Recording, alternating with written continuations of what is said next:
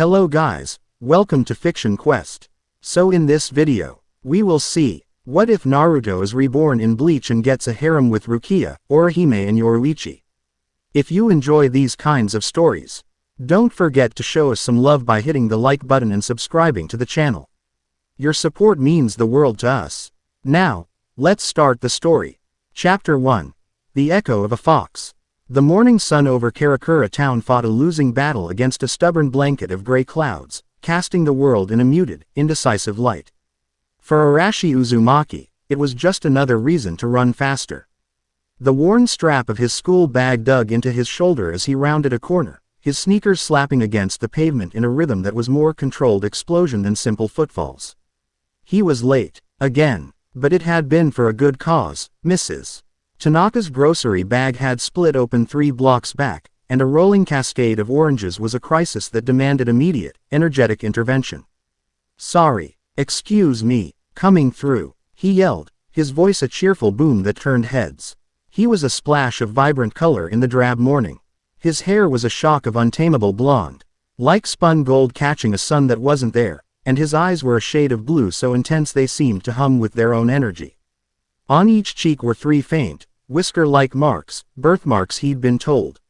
That gave his perpetually grinning face a feral, mischievous edge. He wasn't just seen, he was experienced, a minor force of nature that swept through the quiet streets of his neighborhood. He skidded to a halt at the school gates just as the final bell began its shrill song.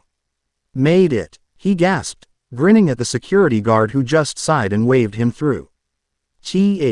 E-Man had long ago given up trying to instill a sense of punctuality in the Uzumaki boy. It was like trying to tell a typhoon to be on time. Inside the classroom, the scene was familiar. Keigo Asano was already mid-rant, arms waving wildly as he described some new video game. Mizuhiro Kojima leaned back in his chair, a placid smile on his face, observing the chaos with detached amusement. Chad, Sato Yasutora, was a silent, imposing mountain in his seat, his presence a quiet anchor in the room. And then there was Orihime Inoue. Her long, auburn hair framed a face of gentle concern as Arashi slid into the seat behind her. Breathing heavily, "Arashi, you're going to give yourself a heart attack one of these days," she said, turning around. Her gray eyes were soft, a stark contrast to the electric blue of his own.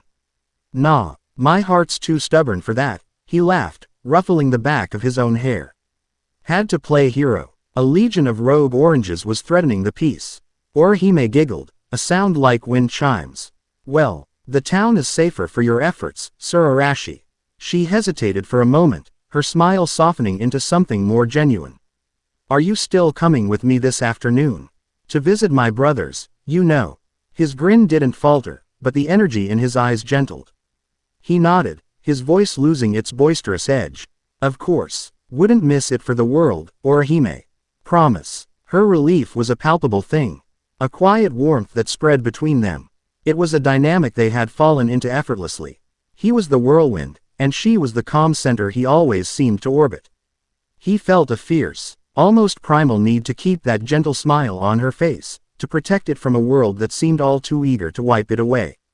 Unseen, perched on a telephone pole across the street, a small figure in a black shihakusha watched him through the classroom window. Rukia Kuchiki adjusted her position, a frown creasing her brow. She had been drawn here by a massive spike in spiritual energy last night. A beacon that had flared and then vanished. Now, she felt its lingering echo, and it was centered squarely on that ridiculously bright-haired boy. His spiritual pressure was wrong. It was immense. An ocean where everyone else in the city was a puddle. But it was dormant, sleeping. It wasn't the organized, trained energy of a Shinigami, nor the hollow emptiness of an Arankar. It wasn't the precise, rigid power of a Quincy. It was something else entirely. It felt ancient, wild, and chaotic, like a caged sun. She had no frame of reference for it. Her soul slate offered no classification. The boy, Arashi Uzumaki, was a complete and utter anomaly. Her mission was to investigate the spiritual disturbance and purify any hollows it attracted. She had a sinking feeling. Her job had just become infinitely more complicated. The school day passed in a blur of feigned interest and past notes. Arashi's attention was a fleeting thing, his gaze constantly drifting out the window. A restless energy thrumming just beneath his skin. He'd had the dream again last night. A vast, dark space, like the bottom of a well, with the looming presence of a colossal cage. And behind its bars, 9 flowing tails of crimson energy and a pair of slitted, malevolent eyes that burned with an ancient, caged fury. The dream always ended with a deafening roar that felt like it was tearing his own soul apart. He'd been having it for as long as he could remember, a strange, unnerving inheritance he couldn't explain. When the final bell rang, he was the first one out of his seat, stretching with a groan. Freedom. All right, Orihime, ready to go. Orihime gathered her bag, a small smile on her face. Yes, thank you again for coming, Arashi. Don't thank me, he said, slinging his own bag over his shoulder. Friends don't let friends do hard stuff alone. It's the Uzumaki code. They walked together, Chad falling into step beside them, his silent presence a comforting constant. The air was growing heavier. The gray clouds overhead darkening to a bruised purple. A strange chill, out of place for the season, began to snake through the streets. Arashi felt the hairs on his arms stand up. He glanced around, a flicker of unease crossing his features. It felt like the world was holding its breath. Rukia followed them from the rooftops, her small frame a blur of black cloth. His spiritual density in the air was skyrocketing. Something was coming, and it was big. Her hand rested on the hilt of her Zanpakuto, Soda no Shirayuki. The source was clear now. The hollow wasn't just randomly drawn to Karakura town. It was being drawn specifically to the boy and the girl with the oddly pleasant spiritual signature walking beside him. The attack came without warning. A sound like tearing fabric ripped through the sky, and a gaping, black fissure opened in the air above a nearby intersection. From it, a monstrosity of white bone and black energy began to emerge. It was massive, easily 3 stories tall, with a grotesque, leering mask that was a caricature of a human skull. A gaping hole was punched through its chest, the defining feature of a hollow. But this one was different. It was larger, its spiritual pressure thicker, more malevolent than the standard ghouls she was used to hunting. What is that? Orihime whispered, her eyes wide with terror as she stared up at the creature. Chad instinctively moved in front of her, his fists clenching. He couldn't see it as clearly as Rukia could, only a monstrous, shimmering blur, but he could feel the oppressive dread it radiated. Arashi felt it too. It was a cold, hungry pressure that scraped at his senses. But beneath the fear, something else was stirring within him. A hot, angry fire that roared in response to the thing's predatory aura. He saw the way its masked face tilted down, its empty eye sockets fixing directly on Orihime. Get back, Arashi said, his voice low and dangerous, a tone so unlike his usual cheer that it made Orihime flinch. He pushed her and Chad behind him, his body tensing like a coiled spring. From the rooftops, Rukia cursed. She hadn't expected it to manifest so quickly and so powerfully. Damn it! She drew her blade, the pristine white sword gleaming in the dim light. This is bad. The hollow let out a deafening screech, a sound of grinding metal and tortured souls, and swiped a clawed hand the size of a car down at the street. The pavement shattered, sending chunks of asphalt flying. People screamed and scattered, a wave of panic sweeping through the intersection. Rukia was already moving, a black flash against the gray sky. Bakudo number 1. Sigh. She chanted, and ethereal bands of light shot from her hand, wrapping around the hollow's arms. The creature barely seemed to notice, shattering the bindings with a casual flex of its muscles. It's too strong, she realized, her heart pounding. The boy's spiritual pressure was acting like chum in the water, supercharging the hollow. Arashi watched, his mind racing. He saw the black-robed girl, a midget with a sword, fighting the monster, and he saw her failing. He saw the creature's attention returning to them, to Orihime, whose face was pale with shock. The world seemed to slow down. The distant screams, the roar of the monster, the frantic movements of the strange girl, it all faded into a dull hum. All he could see was the threat. All he could feel was the raging inferno in his gut demanding to be unleashed. The hollow opened its jaw, and a crackling sphere of crimson energy began to form, a Sero. It was aimed directly at them. Move! Rukia screamed, preparing to use her own body as a shield, a last, desperate act of a Shinigami's duty. But Arashi was already in motion. He didn't think. He didn't plan. He acted. A wordless roar erupted from his throat, and the world exploded in a torrent of golden light. It wasn't a request. It was a command. The dormant ocean of power inside him didn't just wake up, it detonated. A visible aura of brilliant, golden spiritual pressure erupted from his body, cracking the pavement beneath his feet. The air grew thick, heavy, superheated. Rukia, mid-leap, was thrown back by the sheer force of the shockwave, her eyes wide with disbelief. It was like standing next to a star being born. No way, she breathed. This much Ryutsu, from a human. Arashi's right hand shot out, palm open. The golden energy swirled, roaring like a hurricane as it began to converge in his palm. It didn't form a neat sphere or a focused beam. It was a wild, chaotic vortex of pure power, spinning with such impossible velocity that it distorted the air around it. It was a miniature, golden maelstrom. The hollow fired its Sero. The crimson beam shot forward, a lance of pure destruction. With another guttural yell, Arashi thrust his hand forward. Get away from them. The golden, spiraling sphere met the Sero head-on. For a split second, the two forces struggled, a cataclysmic collision of red and gold that bathed the street in an eerie twilight. Then, the golden maelstrom simply consumed it. It tore the Sero apart, absorbing its energy and growing even more violent, even more brilliant. It slammed into the hollow's chest. There was no grand explosion. There was only a deafening, grinding roar and a flash of blinding, golden light. The hollow didn't even have time to scream. The spiraling energy tore through its mask, its body, its very existence. It wasn't purified. It was annihilated, erased from the world with absolute prejudice.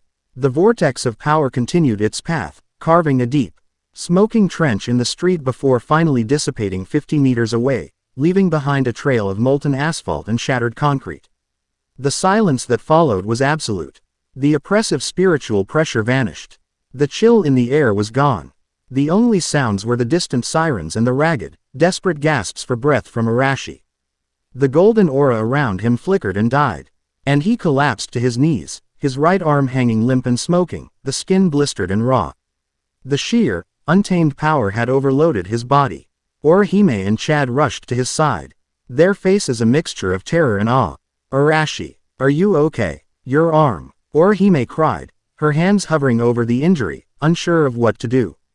He looked up, his blue eyes hazy with pain and exhaustion, and managed a weak, trembling grin. See, told you, I'd keep you safe. And then he pitched forward, unconscious. Rukia landed softly a few feet away, her katana still in hand, her mind struggling to process what she had just witnessed. A human had not only seen a hollow and a Shinigami, but had manifested a spiritual power of his own. A power that wasn't Kido, wasn't a Quincy technique, wasn't anything she had ever seen or read about. A power that had effortlessly overpowered a Sero and obliterated a hollow that had brushed off her Bakudo like dust. The backlash from his attack had caught her as well. A wave of raw, untamed energy had washed over her, and she felt a sharp pain in her side, her own spiritual energy pathways thrown into disarray by the sheer chaotic force of his. She was injured, and not just physically. Her duty was clear. The regulations were absolute. She was to erase the memories of all humans who had witnessed the supernatural. She should walk over, place her mod soul glove on their foreheads, and make them forget this entire afternoon. Make them forget the monster, forget her, and forget the impossible power their friend had just displayed. She took a step forward, her expression grim, but she stopped. She looked at the unconscious boy, his face now peaceful, his friends huddled protectively around him. He hadn't attacked out of malice or ambition. He had done it to protect them. He had unleashed a power that nearly tore him apart just to keep them safe. Erasing his memory felt wrong. It felt like a betrayal. More than that, it felt like a colossal waste. A power like that, left dormant and uncontrolled, was a danger to everyone, including himself. It would continue to attract bigger and stronger hollows. He was a lighthouse in an ocean of sharks. And he didn't even know how to turn off the light. Her hand tightened on Sota no Shirayuki's hilt. The rules, her duty, her honor as a Kuchiki. All of it screamed at her to follow protocol. But the sight of his selfless, reckless act of power resonated with a part of her she rarely acknowledged. Damn it all, she muttered under her breath, making a decision that would undoubtedly upend her entire existence. She sheathed her sword. Protocol could go to hell. This was a situation that required a different approach. Later that night, the world outside Arashi's window was quiet. He earlier chaos having faded into a strange, dreamlike memory for the rest of the city. He woke with a gasp, sitting bolt upright in his bed. His room was dark, the only light a sliver of moonlight cutting through his curtains. He looked down at his right arm. It was wrapped in clean, white bandages, but there was no pain. No blisters, no rawness. It felt perfectly fine. A dream, he mumbled, rubbing his temples. What a crazy dream. A giant monster, a girl in a black kimono, a golden ball of, he shook his head. He'd clearly been watching too many action movies. He swung his legs out of bed, his feet hitting the cool wooden floor. He felt a strange emptiness, a quiet in his soul that wasn't there before. The usual restless energy that hummed beneath his skin was gone, replaced by a deep, profound exhaustion. And then he saw her. Sitting in the middle of his room, cross-legged on the floor and sipping a juice box, was the girl from his dream. She was dressed in a high school uniform, that was definitely not from his school, and her violet eyes watched him with a stern, analytical expression. Arashi froze, his mind screeching to a halt. It wasn't a dream, you idiot, Rukia Kuchiki said, her voice sharp and authoritative. She crushed the juice box in her hand and tossed it into his trash can with perfect aim. My name is Rukia Kuchiki. I am a Shinigami. He just stared at her, his brain refusing to connect the dots. Soul Reaper. Like, Grim Reaper, with a scythe and everything. Don't be absurd, she huffed, getting to her feet. And lower your voice. Do you want to wake your family? I don't have a family, he said automatically, his mind still reeling. Just me. Her expression softened for a fraction of a second before hardening again. That doesn't matter. What matters is what happened today. You saw a hollow, a lost soul turned monster. And you did something impossible. He looked at his bandaged arm, then back at her. So the monster was real. And my arm, Orihime, his eyes widened with sudden panic. Are they okay? Orihime and Chad. They're fine, Rukia said, a hint of grudging respect in her voice. Their memories of the actual monster are a bit hazy.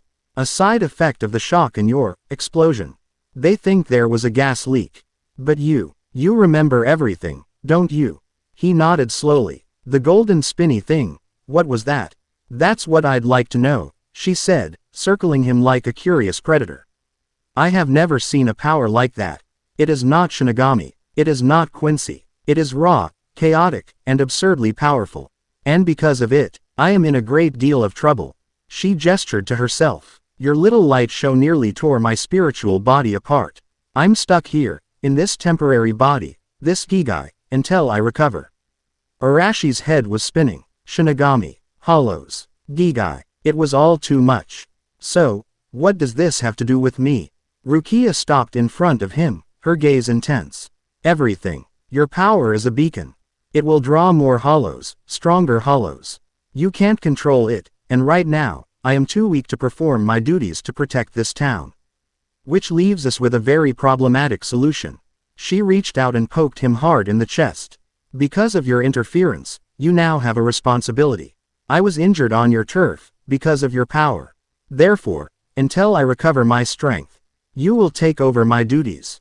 Arashi blinked. Take over? What? You want me to hunt those monster things? With what? Another one of those golden things. I don't even know how I did it. It almost ripped my arm off. No, you fool, she said, pulling a glove with a skull emblem on it from her pocket. I was going to offer you a portion of my power. Allow you to become a substitute Shinigami. But when I tried to stabilize you after you passed out, something went wrong. She looked at him, a deep, unsettling curiosity in her eyes. My power didn't just flow into you. It was absorbed. It felt like pouring a cup of water into the ocean. You took all of it. Every last drop of my Shinigami abilities. She gestured to herself again. I'm not just injured. I'm empty. And you are now a very, very dangerous paradox. Quote, she drew her zanpakuto, its hilt now plain and lifeless, and held it out to him. The fact remains, hollows will come. People will be in danger. Your friends will be in danger. I can no longer stop them. Can you? The question hung in the air, heavy and absolute. He thought of Orihime's terrified face, of Chad standing ready to fight a monster he could barely see. He thought of that feeling. That all-consuming instinct to protect. It was the only thing that had felt real in the midst of all the insanity.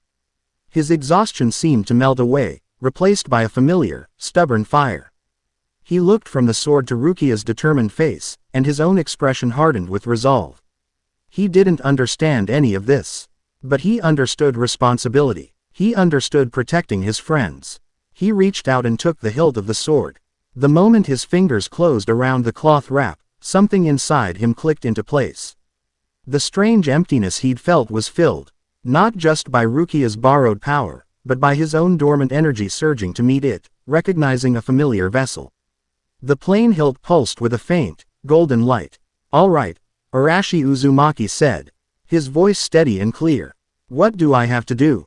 In the pristine, sterile halls of the Seraite, a world away, a man with warm, brown hair and a deceptively kind smile watched a shimmering Kido screen. The screen displayed fluctuating energy readings from a place designated, Karakura Town. One of the readings had just spiked to a level that should have been impossible for the world of the living, a brief, stellar flare of golden energy that dwarfed everything around it. Sosuke Aizen turned away from the screen, a thoughtful, predatory smile gracing his lips. Well now, he murmured to the empty room. That is a fascinating new variable. He had spent decades meticulously crafting his plans, accounting for every captain, every noble clan, every possibility. He had sought the Hogyoku to shatter the boundaries between Shinigami and Hollow, to ascend to a level of existence beyond the comprehension of his peers. He had considered everything, except for a boy who burned like a star. Perhaps, Aizen said to himself, his smile widening, the path to the throne of heaven has just become a little more interesting. He saw not a threat, but a tool, a key, a beautiful, chaotic catalyst for the new world he intended to build. The game had just changed, and Sosuke Aizen was the only one who knew it. Back in Karakura Town, Arashi stood in his room, holding a sword he shouldn't be able to see. Facing a girl who shouldn't exist, his soul irrevocably altered. A new chapter of his life had just been violently torn open, and he had a feeling it was going to be a stormy one. He looked at the zanpakuto in his hand, then at the determined girl in front of him, and for the first time since waking up, a genuine, toothy grin spread across his face. All right, shorty, he said. Let's get to work. Rukia's eye twitched. I am not short. His grin widened. This was going to be an adventure. Chapter 1 End. Chapter 2. The Cat and the Maelstrom. The morning after a life-altering revelation involving soul reapers and monsters should have felt different. It should have been heavy with cosmic significance, the air thick with the scent of destiny. Instead, it smelled vaguely of dusty wood and old clothes, which Arashi quickly identified as the smell of his new, highly irritating roommate. Are you going to stay in there all day? Arashi called out, poking his head into his own closet. Rukia Kuchiki sat perched on a stack of old manga, her legs crossed, a look of immense concentration on her face as she struggled to pierce a juice box with its tiny plastic straw. She had commandeered his closet as her personal quarters, citing a Shinigami's need for a private, easily defensible space. Arashi just thought she liked the dark. A Shinigami's meditative stat, E is not to be disturbed by the trivialities of the living, she declared, her voice muffled by the hanging clothes. The straw suddenly bent, defeated. With a frustrated hiss, she stabbed the box with her thumb, sending a spray of apple juice across a faded winter coat. Curse these infuriating human contraptions. Arashi sighed, a long-suffering sound that was already becoming a staple of their new relationship. It's a juice box, not a high-level Kido seal. And you need to get ready for school. You can't just hide in my closet forever. I am not hiding, she sniffed, emerging from the closet and brushing imaginary dust from her unfamiliar school uniform. Urahara had provided it, along with a cover story that she was a transfer student staying with a distant relative, him. I am In covert surveillance and maintaining a low-profile spiritual signature. Right. Low profile, Arashi said, gesturing to her. She looked like a small, angry doll someone had dressed up for school against her will. Look, you said I have to take over your duties until you get your mojo back. How am I supposed to do that if I don't know what I'm doing? Training, obviously, she said, as if it were the simplest thing in the world. We will begin this afternoon. I have prepared a comprehensive regimen based on the Shinigami Academy's foundational curriculum. We will start with Zanjutsu, the art of the sword. He picked up the lifeless Zanpakuto from his desk. It felt inert, just a lump of metal and cloth in his hands now. Last night, when he'd first held it, it had felt alive, humming with a power that echoed his own. Now, it was silent. And what about the golden spinny thing? Can you teach me how to do that again without my arm melting off? Rukia's expression soured. I have no idea what that thing was. It bears no resemblance to any known Shinigami or Kido technique. It was a chaotic, brutish, and frankly, vulgar display of raw power. We will focus on established, refined techniques. Control, discipline, precision. Arashi just grinned. So, all the boring stuff. Got it. Her eye twitched. Living with this boy was going to be a trial of patience she was certain to fail. The first hollow alert came during last period. A small, plush bunny hanging from Rukia's bag began to beep erratically, its little button eye flashing red. It was a modified soul, designed to use her Gigai and act as an early warning system. Rukia gave Arashi a sharp, meaningful look. He nodded, and as soon as the bell rang, they were moving. They found the hollow in a deserted construction site on the edge of town. It was a stark contrast to the behemoth from the day before. This one was smaller, insectoid, with 6 spindly legs and a chitinous exoskeleton. It skittered across steel beams with unnatural speed, its head swiveling, searching for prey. All right, this is your first official test, Rukia said, standing on a pile of concrete rubble, arms crossed. She had forced him into the black shihakusho of a Shinigami. The process had been awkward. She'd used the hilt of her Zanpakuto to knock his soul from his body, leaving his physical form to slump over, unconscious. He now stood in his soul form, the giant, nameless sword strapped to his back. It felt both lighter and heavier than it should. So, what's the plan? Arashi asked, eyeing the creature. The plan is for you to follow my instructions precisely, she ordered. Its movements are quick, but its height is thin. A clean strike to the mask is all it will take. Now, assume the Seigen no Kame stance. The say what now? The basic offensive stance, she snapped, demonstrating. Feet shoulder width apart, blade held centered, tip pointed at the enemy's throat. It maximizes both offensive and defensive options. Arashi tried to mimic her. But it felt all wrong. The sword was too big, his posture too stiff. He felt less like a warrior and more like a kid playing with his dad's tools. The hollow screeched, spotting them, and bounded forward. Now, lunge, aim for the mask, Rukia commanded. Arashi charged, but his lunge was a clumsy, off-balance rush. He swung the massive blade, not with precision, but with the brute force of a lumberjack felling a tree. The hollow easily sidestepped the blow, the sword carving a deep gouge in the earth where it had been a second before. The creature retaliated, one of its sharp legs lashing out and catching Arashi across the chest, sending him stumbling back. The blow didn't draw blood from his soul form, but it stung, a sharp jolt of spiritual feedback. Your form is atrocious, Rukia yelled. You're swinging with your arms, not your hips. And your footwork is a disgrace. It's a lot harder than it looks. He yelled back, dodging another quick jab. Maybe I should just punch it. You will do no such thing. You are a Shinigami now, act like it. Try a Kido spell. We practiced this. Bakudo number 1. Sigh. Arashi skidded to a halt, holding up one hand and trying to remember the incantation she drilled into him for an hour that morning. Oh, Lord of something, chains of light. Bind the thingy. A pathetic wisp of white light sputtered from his fingered IPS and fizzled out a foot from his hand. The hollow paused, its head tilting in what looked like genuine confusion. Rukia slapped a hand to her forehead. You are absolutely hopeless. The hollow, Ving decided Arashi was more of an annoyance than a threat, let out another shriek and leapt, its claws aimed for his face. Frustration and instinct finally boiled over. Screw this, Arashi roared. He dropped the Zanpakuto, letting it clatter to the ground. He didn't try to summon the golden energy. He didn't need it. He met the hollow's leap with his own, his fist cocked back. A faint, golden aura flared around his knuckles as he channeled his innate spiritual pressure into the blow. His fist connected with the hollow's mask. The crack was louder than a gunshot. The bone-white mask shattered into 100 pieces.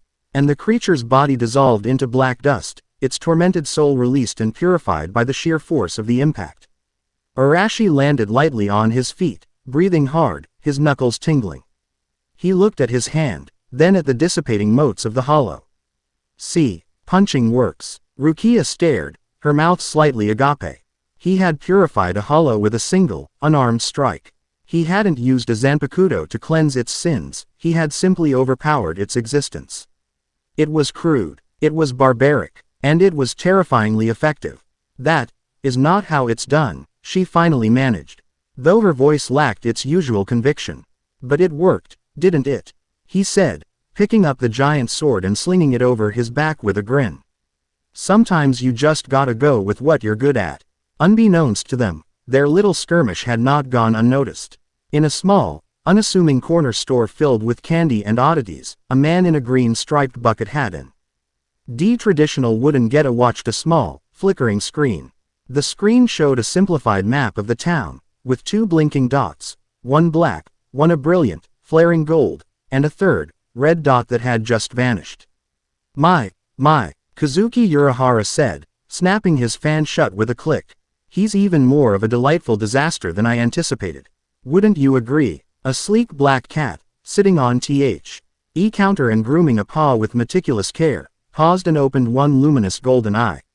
The gaze it leveled at Urahara was filled with an intelligence that was distinctly not feline. He fights like a wild animal, a deep, feminine voice echoed in Urahara's mind, a form of telepathic communication only they shared. No form, no grace. Just power. Indeed, Urahara said, his usual lazy smile hiding a keen, analytical mind. And an immense amount of it. Far more than Rukia Kuchiki could have ever given him. He didn't borrow her power, Yoruichi. He ate it, and it barely registered as a snack. The cat, Yoruichi, stretched languidly. This could be a problem. The Gote 13 doesn't appreciate anomalies. Especially not ones that can punch hollows into oblivion. Or, Urahara countered, his smile widening. It could be a solution. Things are moving in the Seraite. Aizen is up to something, I can feel it. The pieces are all being positioned on the board. Perhaps it's time we introduced a new piece. One that doesn't play by the rules. Yoruichi fell silent, her golden eyes fixed on the screen, on the blazing golden dot that was Arashi Uzumaki. A piece that didn't play by the rules. After a century of exile and boredom. That sounded interesting. Very interesting indeed. The next few days were a masterclass in frustration. Rukia, ever the traditionalist, was determined to hammer the fundamentals of being a Shinigami into Arashi's thick skull. They spent hours in a secluded river basin, a place where the lingering spiritual energy was thick enough to hide their training. She made him practice sword stances until his muscles screamed, recite Kido incantations until his throat was raw, and lecture him on the finer points of spiritual theory. It was an unmitigated failure. His Zanjutsu was all power and no technique. His Kido was non-existent, his spiritual energy too wild and untamed to be shaped by rigid incantations. He was a force of nature, and she was trying to teach a hurricane how to dance a waltz. No, no, no. She cried out in exasperation as Arashi's practice swing missed the tree he was aiming for and instead cleaved a nearby boulder clean in two. Focus. Feel the flow of your spirit energy through the blade. Don't just swing it like a club. I am focusing. He shot back, wiping sweat from his brow. The huge Zanpakuto felt more like an anchor than a weapon. I'm focusing on hitting the thing really, really hard. That's not the point. Their argument was interrupted by a low, masculine voice that seemed to come from nowhere. Perhaps your tree. Ing to teach the fish how to climb a tree. They both whirled around. Sitting on a branch overlooking the river was the black cat from Urahara's shop. A talking cat, Arashi blurted out, his eyes wide. It's not. I mean. It's. Rukia stammered, recognizing the cat. That's Urahara's. The hat and clogs man is merely my humble landlord, the cat said, its voice a smooth, deep baritone that was clearly being projected by someone else. Arashi recognized Urahara's voice. I, on the other hand, am a connoisseur of talent. And I see a great deal of wasted potential here. The cat leapt down from the tree, landing silently on the grass. Little Shinigami, your methods are sound. For a textbook Shinigami. But this boy is no textbook. Rukia drew herself up indignantly. And what would a cat know of Shinigami training? More than you, it seems, the cat retorted. It padded over to Arashi, circling him and looking him up and down with its unnervingly intelligent eyes. You have the instincts of a predator, boy. The power of a natural disaster. But you're trying to fight with someone else's claws. It doesn't suit you. Arashi felt a strange sense of being understood. See, that's what I've been saying. So, the cat continued, sitting back on its haunches. Let's try a different approach. A new teacher. Me. Rukia looked scandalized. You want to train him? A cat. A very qualified cat. Urahara's voice replied smoothly from the feline. Let's make a deal. Let me train him for 1 hour. If you don't see a marked improvement, I'll supply you with free Gigai maintenance and all top shelf soul candy you can eat for a month.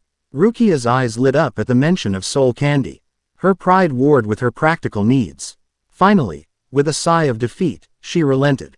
Fine, 1 hour. But if you get him hurt, I'm holding you responsible. Excellent. The cat turned its golden eyes back to Arashi. All right, boy. First lesson. Drop the sword. Arashi hesitated, then let the Zanpakuto fall to the ground. Good. Now, hit me. Arashi blinked. Hit? A cat? Don't worry. You won't. Something in the cat's confident tone lit a fire in Arashi. He grinned, a feral, competitive glint in his blue eyes. You asked for it. Quote. He lunged, his movements a blur. He threw a punch aimed right where the cat was sitting. But it wasn't there. He felt a faint breeze behind him and spun around to see the cat yawning. Sitting a good 10 feet away. Too slow, it taunted. Arashi growled and went on the offensive. He threw a flurry of punches and kicks, each one fast enough to break the sound barrier. But the cat was always one step ahead.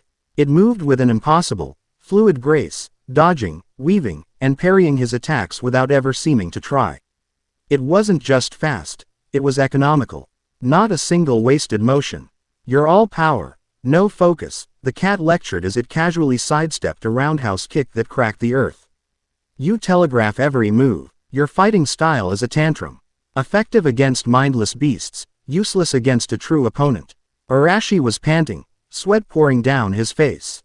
He was faster and stronger than anyone he'd ever known, but he couldn't lay a single finger on this creature. Frustration mounted, and with it, his power began to flare. A golden aura shimmered around him. Good. Get angry, the cat encouraged. Anger is a tool, but don't let it control you. Use it. Focus it. He charged again, this time putting all his speed into a single, straight-line dash. He was a golden bullet aimed at the cat's heart. This time, the cat didn't dodge. It met his charge. A tiny black paw, impossibly, shot out and tapped Arashi on the forehead. The world tilted on its axis. All of his forward momentum was somehow redirected, and he found himself flying head over heels. Crashing into the river with a tremendous splash. He came up sputtering, soaked and humiliated. Rukia, watching from the riverbank, had her jaw on the floor. The cat sat at the water's edge, looking down at him. That is Hakuda, hand-to-hand combat, and this, it said, suddenly appearing right behind him on the water's surface, is Shunpo. Flash step, the art of Shinigami movement. Your speed is raw, explosive. Like an uncontrolled detonation, you need to learn how to shape the explosion. One perfect step is worth 1,000 frantic ones. For the rest of the hour, the cat, who Arashi mentally just started calling Master Cat, didn't teach him stances or forms. It taught him principles. It made him dodge thrown pebbles until he could do it blindfolded, learning to sense the spiritual energy of the objects. It made him practice moving from one point to another in a single, explosive burst, what it called his maelstrom step. He wasn't learning to be a Shinigami. He was learning to be a better Arashi. By the end of the hour, he was bruised, exhausted, but exhilarated. He was still clumsy, still raw, but he was starting to understand.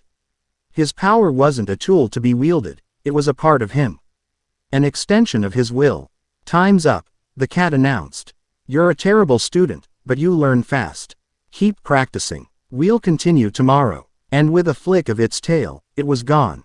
Arashi hauled himself out of the river, his body aching in places he didn't know he had. Rukia just stared at him, a complex mixture of awe and disbelief on her face. Nay hour. That cat taught you more than I did in a week. Told you, Arashi said with a tired, triumphant grin. Punching. And fast-moving. That's my style. He collapsed onto the grass, his whole body flickering with exhaustion. When he finally made it back to his physical body, the aches and pains followed him, a phantom echo of the spiritual beating he'd just taken. He was limping on his way home when a familiar, gentle voice called his name. Arashi, are you all right? You look awful. Orihime was running towards him, her face a mask of concern. In her hands, she carried a plastic container. Hey, Orihime, he said, forcing a smile. Had a really intense workout at the gym. She didn't look convinced, her gray eyes scanning the myriad of bruises that were already starting to form on his arms and face. You look like you fought a truck. She held out the container. I brought you something. It's my new recipe. Leek and squid ink bread with honey mustard filling. Arashi's smile became a little more strained. But he took the container graciously. Her cooking was an adventure in surrealist cuisine, but the thought behind it was always pure gold. Thanks, Orihime. You're the best. They walked together to a nearby park, the setting sun painting the sky in shades of orange and violet. As they sat on a bench, she noticed him wince as he shifted his weight. You're really hurt, aren't you? She said softly, her voice filled with a sadness that made his chest ache. Don't lie to me, Arashi. He looked at her, at the genuine, heartfelt worry in her eyes, and the lie died on his lips. He sighed. Yeah, a little. Training was rough. She hesitated, her hands hovering in the air between them. A faint, golden light began to glow around her fingers. I think I can help. It's strange. I've been able to do it for a while, but it's been getting stronger lately. Before he could ask what she meant, she reached out and placed her hands over a large bruise on his forearm. Two small, fairy-like beings, clad in black, emerged from the hairpins in her hair and flew between her hands, chanting. A soft, golden shield of energy formed over his arm. Soten Kishin, she whispered. I reject. Arashi watched, mesmerized. He felt a warm, soothing energy seep into his arm. It was a feeling of profound peace, of gentle acceptance. It didn't just heal the injury, it felt like it was erasing the very concept of it. Rewinding time to before the damage was ever done. In seconds, the bruise vanished completely, the skin underneath flawless. He stared at his arm, then back at her, his blue eyes wide with wonder. Orihime, what was that? She pulled her hands back quickly, looking nervous. It's my power. Is it weird? Am I a freak? He reached out and gently took her hand, his voice soft but firm, leaving no room for doubt. No, Orihime, that was amazing. The most amazing thing I've ever seen. He wasn't afraid. He wasn't weirded out. He was in awe of her. In that moment, he saw her not as someone to be protected, but as someone incredibly powerful in her own right. A quiet, gentle strength that could mend what his own chaotic power broke. Tears welled in Orihime's eyes, but they were tears of relief. Of gratitude. For the first time, someone had seen her power not as something strange, but as something beautiful. His acceptance was a shield more powerful than any she could create. Later that night, in the vast, hidden training ground beneath Urahara's shop, the black cat landed silently before the shopkeeper. He's a monster, the cat said. This time, there was no voice projection. The voice that spoke was rich, low, and distinctly female. It was Yoruichi Shihoin's true voice. His capacity for growth is unnatural. He absorbs everything like a sponge and has the stamina of a demon. Urahara fanned himself, his expression unreadable. A monster, you say? That's high praise, coming from you. I pushed him to his absolute limit today, Yoruichi continued. Forced him to draw on that inner power of his. And something interesting happened. She paused, as if replaying the memory. For just a second, when he was completely cornered, his spiritual energy took on a physical form. It wasn't a Zanpakuto. It was raw power, his will given shape. A blade of golden energy, unstable and wild. It was like he forged a weapon from his own soul on the spot. Urahara's fan snapped shut. The lazy smile was gone, replaced by an expression of sharp, intense focus. He manifested a blade without an Asachi. Without even knowing his Zanpakuto's name. He didn't just manifest it. Yoruichi confirmed. He created it. He operates outside the system, Kazuki. Completely. He's not playing by the rules of our world because he's not from our world, not in the way that matters. She looked up, her golden cat eyes seeming to glow in the dim light of the cavern. A playful, dangerous purr entered her voice. The nobles of the Seraite would have a collective aneurysm if they saw him. Byakuya would probably commit seppuku on principle. Urahara chuckled, his usual demeanor returning. Well then, we'll just have to make sure they don't find out. At least, not until our little maelstrom has learned how to become a proper storm. Yoruichi stretched, her claws extending for a moment. She thought of the boy's stubborn, untamable spirit, his explosive power, and the sheer, unyielding look in his eyes when he was challenged. It was a look she knew well. She saw it in the mirror every day. This is going to be fun, she purred. Chapter 2 End. Chapter 3. Whispers from the Soul King's Court. The weeks that followed settled into a strange, almost comfortable routine, a new kind of normal built on a foundation of the utterly abnormal. Mornings were for school, a surreal pocket of mundane reality where Arashi's biggest concern was dodging pop quizzes and trying to decipher Orihime's increasingly avant-garde lunch creations. Afternoons were for war, his teacher was a creature of shadow and impossible speed. Master Cat, as Arashi still called Yoruichi in his head, was a relentless taskmaster. Their training ground, the vast cavern beneath Urahara's shop, became a blur of motion and impact. He was learning to harness the storm inside him, not by taming it, but by aiming it. His maelstrom step was no longer just a frantic burst of speed, it was becoming a weapon. Allowing him to close impossible distances in the blink of an eye. His Hakuto was evolving from wild brawling into a devastating martial art, each blow now focused, precise, and backed by the full, crushing weight of his spiritual pressure. He still couldn't use Kido to save his life, and the giant, nameless Zanpakuto on his back remained a silent enigma, a dead weight he was forced to carry as a reminder of the power he'd absorbed. But when he fought with his fists and feet, he was beginning to feel a sense of harmony, a deadly grace that was entirely his own. Rukia acted as his handler and strategist. She had reluctantly conceded that the cat's methods, however unorthodox, were effective. She drilled him on hollow types, their weaknesses, and their attack patterns. During their nightly patrols, she became his eyes and ears, directing his raw power with the cool precision of a seasoned officer. A reluctant, bickering, yet fiercely effective partnership had been forged between them.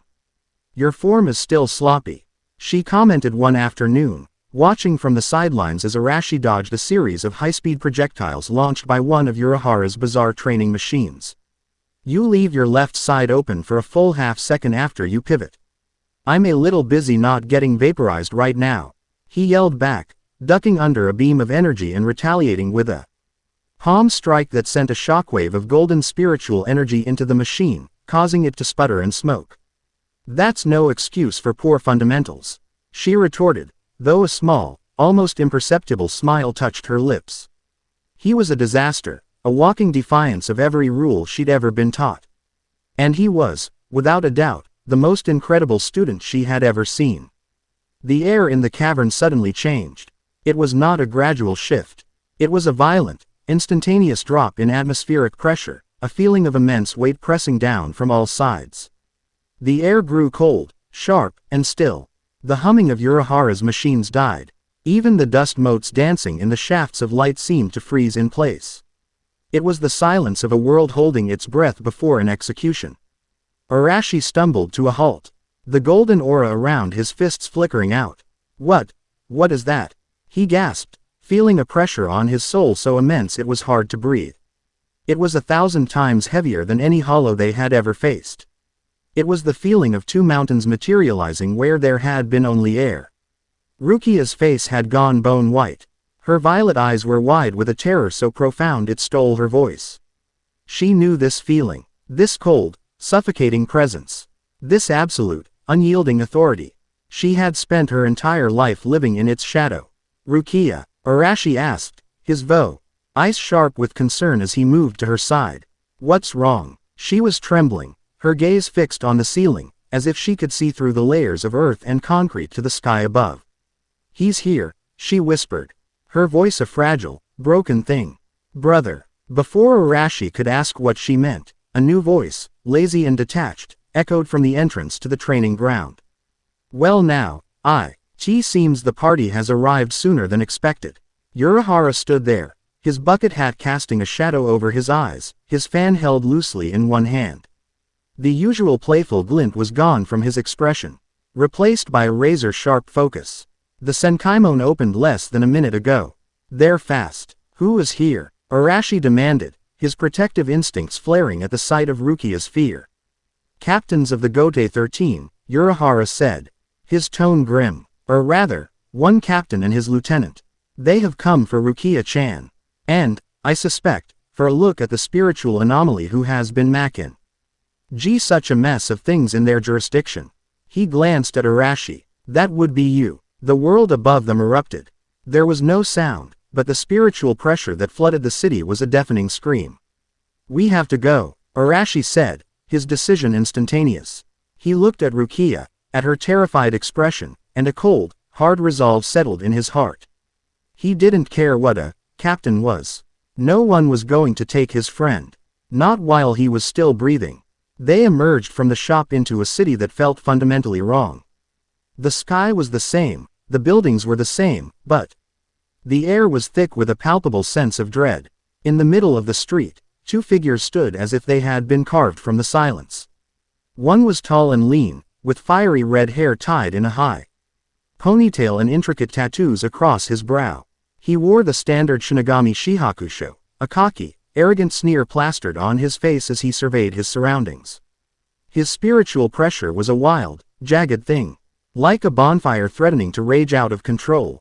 The other was the true source of the oppressive silence. He was nobility personified. His face was a mask of aristocratic indifference, his dark eyes cold and empty.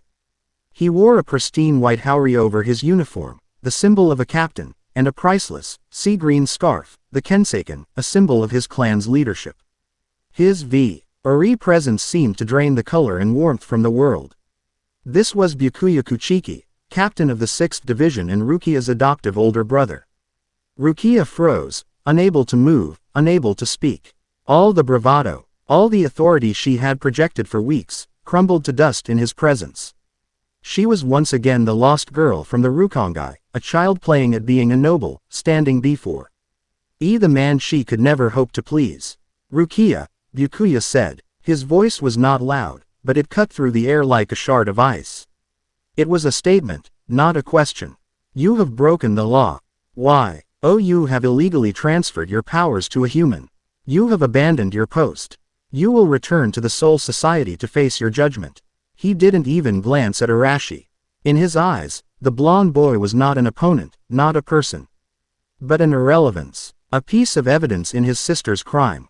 The red-haired man, Renji Abarai, laughed, a harsh, grating sound. Look at her, Captain. Fraternizing with this thing. She's disgraced the division. He took a step forward, his hand resting on the hilt of his Zanpakuto. So, you're the human who's been causing all the trouble. You don't look like much. Arashi ignored him. His focus was on Rukia, on the way she was shaking, unable to meet her brother's gaze. He felt a surge of white-hot anger. Not the wild, feral rage of his inner power, but a cold, clear fury. He stepped forward, placing himself directly between Rukia and the two Shinigami. The move was simple, but the meaning was absolute. She's not going anywhere, Arashi said, his voice level and dangerously calm. His blue eyes, usually so full of life, were now like chips of ice, fixed on the captain. For the first time, Byakuya's gaze flickered down to him. There was no anger, no surprise. Only a faint, dismissive curiosity, like a man noticing an insect buzzing near his face. Renji, however, took it as a personal insult. You think you can get in the way, trash. You're just a human. I am Renji Abarai, lieutenant of the 6th Division. I'll teach you your place. With a roar, Renji drew his sword. Roar. Zabumaru. The blade transformed, extending into a series of large, serrated segments connected by a flexible metallic cord. It was a whip sword, unpredictable and deadly. It lashed out, aiming to dismember Arashi where he stood. Rukia cried out, Arashi, no. You can't fight him. But Arashi was already moving. He didn't draw the sword on his back. He didn't need it. He met the attack head-on. Maelstrom step. He vanished. Renji's eyes widened in shock. One moment, the boy was there. The next, he was gone. Zabumaru smashed into the pavement, carving a deep furrow where Arashi had been standing. Looking for me. Arashi's voice came from behind him. He had closed the 20-foot gap in an instant. His fist cocked back, glowing with a faint golden light. Renji whirled around, trying to bring Zabumaru back to defend, but he was too slow. Arashi's punch slammed into his gut. The impact was like a cannonball strike. The air exploded from Renji's lungs in a pained gasp. He was lifted off his feet and sent flying backwards, crashing through the wall of a NEA. RBY convenience store with a shower of glass and plaster. There was a stunned silence. Rukia stared, her mind unable to reconcile the bumbling student she'd been training with the blur of golden light. That had just effortlessly incapacitated a lieutenant-class Shinigami. Byakuya's expression did not change, but a flicker of something, surprise, annoyance, passed through his cold eyes. He had felt the boy's explosive burst of speed. It was crude, lacking the refined grace of a true shunpo, but its raw velocity was impressive. Arashi didn't gloat. He didn't even look at the hole where Renji had disappeared. His attention was fixed solely on Byakuya. I said, he repeated, his voice dangerously low, she's not going anywhere. From the rubble, Renji staggered to his feet, clutching his stomach. A trickle of blood at the corner of his mouth. His face was a mask of fury and humiliation. You little brat. I'm going to tear you to pieces. Zabumaru coiled around him, ready to strike again. That is enough, Renji. Byakuya said, his voice cutting off the lieutenant's rage like a switch. You are a disgrace. Stand down. Renji froze, his anger instantly replaced by fear and shame. But Captain, I stand down. Defeated. Renji retracted his Zanpakuto and stumbled back, his head bowed. Byakuya took a single, slow step forward. You possess a certain degree of raw power, human, and a misplaced sense of loyalty. But you are meddling in affairs you cannot possibly comprehend. He rested his hand on the hilt of his own katana. The law is absolute. My sister will be punished for her crimes. You are an anomaly that will be corrected.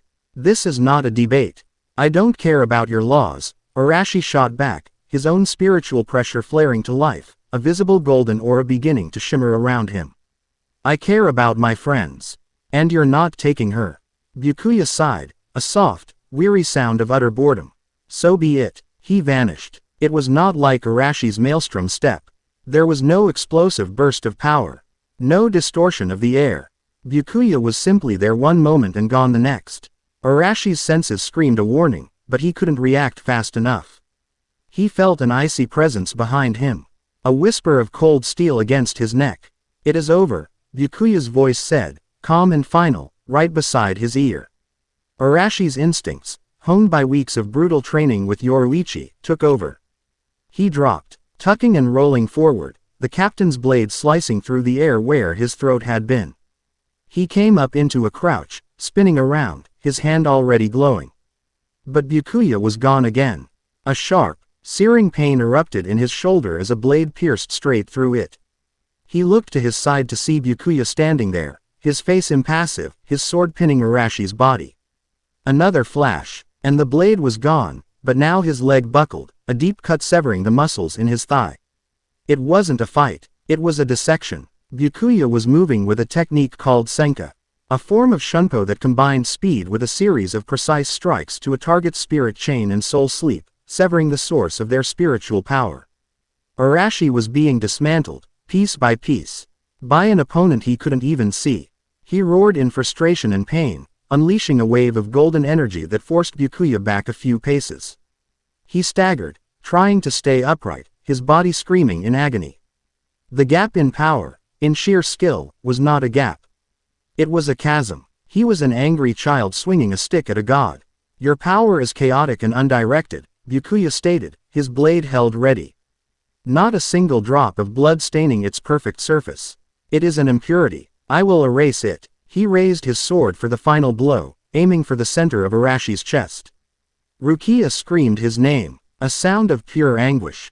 Arashi braced himself, defiance still burning in his eyes even as his body failed him. The blow never landed. There was a sound like a striking bell, a sharp clang of steel on steel. A figure had appeared between Arashi and Byakuya, blocking the captain's katana with a single, armored vambrace. The newcomer was a woman. She was tall and athletic, with dark skin that seemed to absorb the dimming light and long, purple hair tied in a high ponytail. Her eyes were a piercing, intelligent gold, and she wore a simple black garment that left her back and shoulders bare. Covered by a muted gold overcoat, she exuded an aura of playful confidence and lethal power that made even Byakuya's oppressive presence seem to recede. Renji and Rukia stared, their minds unable to process the sight. Arashi, however, recognized her immediately. Not her face, but her eyes. Her aura, her scent. Master Cat, he breathed out, his legs finally giving way as he collapsed to one knee. The woman smirked, not taking her eyes off Byakuya. Took you long enough to figure it out, slowpoke. Byakuya Kuchiki's cold composure finally, infinitesimally, cracked. His eyes widened just a fraction. A flicker of disbelief and recognition warring within them. You, he whispered, his voice tight. Yoruichi Shihoin. Been a while, little Byakuya, Yoruichi said, her voice a low, teasing purr. She pushed his blade away with contemptuous ease. Still as stiff and uptight as ever, I see. Playing errand boy for Central 46. You are a traitor, Byakuya stated, his voice regaining its icy edge. A fugitive who fled her position and her responsibilities. You have no authority here. Oh, I don't know about that, Yoruichi countered, stretching her arms above her head as if they'd just been discussing the weather. I may have been a little naughty 100 years ago, but I'm still the 22nd head of the Shihoin clan. One of the 4 great noble clans. And this boy, she said, hooking a thumb towards the bleeding, panting Arashi, is under my personal protection. The words hung in the air, heavier than any spiritual pressure. This was no longer just a matter of law enforcement. Yoruichi had just invoked the ancient and complex politics of Soul Society's nobility. The Shihoin clan challenging the will of the Kuchiki clan. It was a declaration of political war. Byakuya's hand tightened on his sword, his knuckles white. Every fiber of his being, every tenet of his devotion to the law, screamed at him to cut her down where she stood. But he couldn't. Attacking the head of another noble clan without a direct mandate from Central 46 would create an incident that could destabilize the entire Seraite. Yoruichi had checkmated him, and she knew it. You would protect this human? Byakuya asked, his voice laced with venom. I would, Yoruichi said, her playful demeanor vanishing, replaced by a gaze as hard and cold as a diamond. He has more spirit in one finger than you have in your entire, rule-bound body. So, here's what's going to happen, Byakuya. You and your tattooed lapdog are going to turn around and go back to Soul Society. You are going to report that you were unable to retrieve Rukia due to unforeseen complications. And if you come back, you won't just be facing him. You'll be facing me. And believe me when I say this, old friend. You are not ready for that fight. The threat was not boastful. It was a simple statement of fact. For a long moment, the two captains stared each other down, a silent battle of wills waged across the ruined street. Finally, with a soft hiss of displaced air, Byakuya sheathed his sword. This changes nothing, he said, his voice flat and devoid of emotion. He turned his cold gaze on his sister. Rukia, your existence has been deemed a threat to the stability of the Soul Society. Your sentence has already been decided. We will return for you. And for the one you gave your powers to. The law will be upheld. He turned and with a flicker of shunpo, vanished. Renji, after one last hateful glare at Arashi and a look of pure shock towards Yoruichi, followed him. The Senkaimon shimmered and closed, and the oppressive silence they had brought with them finally lifted. The moment they were gone, Yoruichi's confident posture melted away. She spun around and caught Arashi as he pitched forward into unconsciousness, his body finally succumbing to his grievous wounds. "Kazuki," she yelled, "get out here. He's in bad shape." Urahara was there in an instant, his fan gone, his expression deadly serious. Together, they carried Arashi back towards the shop, Rukia following them, her mind a maelstrom of terror, relief, and utter confusion. Deep in a place that was not a place, a realm of uncreation between the layers of reality, a consciousness stirred. It had no name, for it was older than names. It had no form, for it was the potential for all forms and none. But it could feel, and what it had just felt was a resonance, a faint echo of its own nature. The human boy's power, that raw, untamed, golden chaos. It was the energy of creation, not of order. It was the same fire that had birthed it, eons ago. Before the Soul King had come and carved reality into rigid, separate planes. The boy's soul sang a song of rebellion against the established order, a song this entity, Janus, knew well. A fellow outcast, a thought whispered through the void, a voice made of shifting static and collapsing stars. Another beautiful mistake in a world of suffocating perfection. The creation has grown stagnant. It has forgotten the beauty of the void. It needs mercy. The entity focused its immense will. The clash had given it a beacon, a target. It felt the boy, the Shinigami, the human girl with the power to reject reality. All interesting, flawed little sparks. Soon, the whisper promised the darkness. Soon, the purification will begin, and the outcasts will show them all how a world should properly end. Chapter 3 End. Chapter 4. The Shattered Gates. The world swam back into focus not as a coherent image, but as a symphony of sensations. The cool, damp air of the cavern. The hard stone floor beneath him. The distant, methodical hum of strange machinery. And the pain, a sharp, crystalline agony that wasn't in his muscles or his bones, but deep in his soul, as if fine, sharp res were threaded through his very essence. Arashi's eyes snapped open. He was lying on a futon in the center of Urahara's vast training ground. The shopkeeper himself was kneeling beside him, dabbing a strange-smelling ointment onto a cloth. Rukia was a few feet away, pacing back and forth like a caged animal, her face a storm of guilt and fear. And Yoruichi, back in her human form, stood with her arms crossed. Her expression a rare mask of grim seriousness. "Lie still," Urahara said, his voice lacking its usual lazy drawl. He pressed the cloth against the wound on Arashi's shoulder. "Captain, Kuchiki's technique is not a simple blade wound. He targets the Hakusui, the source of a soul's spiritual power. He wasn't just trying to disable you. He was trying to sever your connection to your own energy. Permanently." Arashi tried to sit up, a groan escaping his lips as fire lanced through him. "Rukia, is she?" "She's fine," Yoruichi cut in, her golden eyes sharp. "Physically, anyway. You, on the other hand, took the beating meant for her. You're lucky to be alive, kid. Most people who take a direct hit from Senka end up spiritual cripples." He looked at his shoulder. The wound was not bleeding, but it was glowing with a faint, sickly purple light, a network of dark veins spreading out from it like a spider's web. His own power felt distant, sluggish, like he was trying to shout through a wall of glass. "Can you fix it?" he asked Urahara, his voice raspy. Urahara sighed, pushing his hat back on his head. "I can stabilize it. My science can treat the symptoms, seal the wound, and keep your soul from unraveling. But this is a spiritual injury inflicted by one of the most skilled Shinigami in existence. Reconnecting what he has severed, that requires something beyond my expertise. It requires a power that doesn't just heal, but rewrites." His gaze became distant, thoughtful.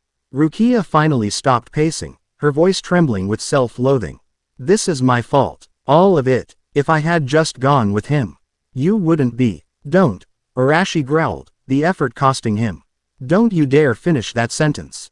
This isn't on you." He tried to push himself up again and failed, collapsing back onto the futon. The helplessness was worse than the pain. He was a storm trapped in a bottle, his power churning just out of reach.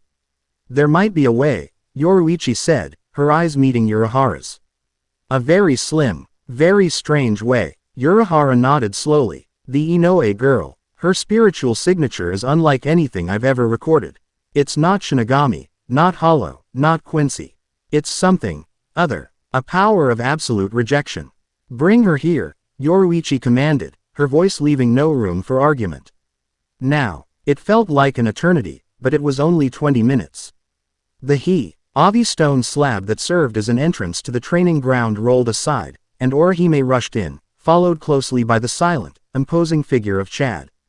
Her face was pale, her eyes wide with panic as she saw Arashi lying on the futon. His skin unnaturally pale against the vibrant shock of his hair. Arashi, she cried, rushing to his side. Chad's fists clenched, his expression hardening as he took in the scene, the grim faces. The smell of medicinal herbs, the dark energy emanating from Arashi's wounds. What happened to him? Orihime asked, her voice trembling as she looked at the glowing, corrupted wound. He picked a fight with a very big dog and lost, Yoruichi said bluntly. Listen to me, girl. Urahara tells me you have a unique ability. A power to heal. He needs you. Can you do it? Orihime looked from Yoruichi's intense gaze to Arashi's pained face. All her fear, all her uncertainty, evaporated in the face of his need. She knelt beside him, her expression shifting from scared to fiercely determined. I can, she said, her voice filled with a quiet, unshakable confidence. She clasped her hands together, took a deep breath, and her six-petaled hairpins began to glow. Shun Shun Rika, she called out, her voice resonating with a strange power. I call you. Ayame and Shuno, two of her spirit fairies, flew out and formed the framework of a golden-orange shield that enveloped Arashi's entire body. Soden Kishin, she commanded. I reject. The air in the cavern shimmered. Urahara and Yoruichi watched with unconcealed fascination. This was no mere healing Kido. This was something far more profound. The golden shield wasn't mending the wound, it was refusing to acknowledge its existence. It was rejecting the event itself, turning back the clock on reality within its bounded field. Inside the shield, the sickly purple light flickered and died. The dark, web-like veins receded. The severed spiritual pathways began to re-knit themselves, not as scar tissue, as if they had never been broken at all.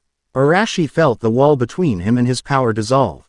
The distant, churning ocean of his energy came rushing back, a tidal wave of warmth and vitality. Chi flushed the last of the cold agony from his soul. The shield dissipated. The wound was gone. Not even a scar remained. Arashi sat up, his movements fluid and strong. He looked at his shoulder, then at his hands, clenching them into fists. He was whole. He felt better than whole. He felt a clarity, a connection to his power that was sharper than before, as if the near severing and subsequent restoration had swept away some unknown impurity. He looked at Orihime. She was breathing heavily, sweat beading on her forehead, but her gray eyes were shining with relief. He reached out and placed a hand on her head, his touch gentle. Orihime, thank you. His voice was thick with an emotion he couldn't name. It was gratitude, awe, and a fierce, soaring protectiveness that was so powerful it almost hurt. She just gave him a watery, brilliant smile. Anytime, Arashi. The moment of peace was shattered by Yoruichi's voice, sharp and practical. He's healed. Good. Because now we have a much bigger problem. She turned to Rukia, who had watched the entire spectacle in stunned silence. Byakuya wasn't just here to arrest you, Rukia. I recognized the urgency in his movements. It was more than just upholding the law. They've set a date for your execution. The word hit the cavern like a physical blow. Execution. Rukia staggered back as if she'd been struck. No. That's impossible. The crime transferring power. The sentence for that is severe, but not death. Not unless. Her eyes widened in horror. Unless Central 46 has intervened directly. They have, Yoruichi confirmed, her face grim. The sentence is absolute, and it's been fast-tracked. They want you dead, and they want it to happen in 25 days. Silence descended, thick and suffocating. The reality of the situation settled over them. This was no longer about a temporary transfer of power. This was about saving Rukia from being killed by her own people. Arashi stood up, his blue eyes burning with a cold, clear light. He walked over to stand in front of the guilt-ridden, terrified Rukia. He looked at Orihime, whose healing power had just saved his life. He looked at Chad, who stood like a stone wall, ready for a fight. He looked at Yoruichi and Urahara, the two exiled legends who had taken him under their wing. He didn't ask for a vote. He didn't ask for opinions or weigh the probabilities of success. He simply made a decision. A declaration of intent that was as absolute as the sunrise. Then we're going to go get her back, he said. The statement was so simple, so devoid of doubt, that it changed the atmosphere in the room. It wasn't a question of if they could do it. He had spoken it into reality. We are doing this. Chad was the first to react. He took a step forward, his voice a low rumble. If you're going, Arashi, I'm going with you. There was no hesitation. It was a simple statement of unwavering loyalty. Orihime followed, her fear now eclipsed by resolve. She looked at Rukia, then at Arashi. You saved me, both of you. My power, it's for protecting my friends. I won't stay behind. I'm coming too. Rukia looked up, tears streaming down her face. You can't. This is Soul Society. The Gote 13, you'll all be killed. It's suicide. Maybe, Arashi said, turning his intense gaze on her. But leaving a friend behind to die.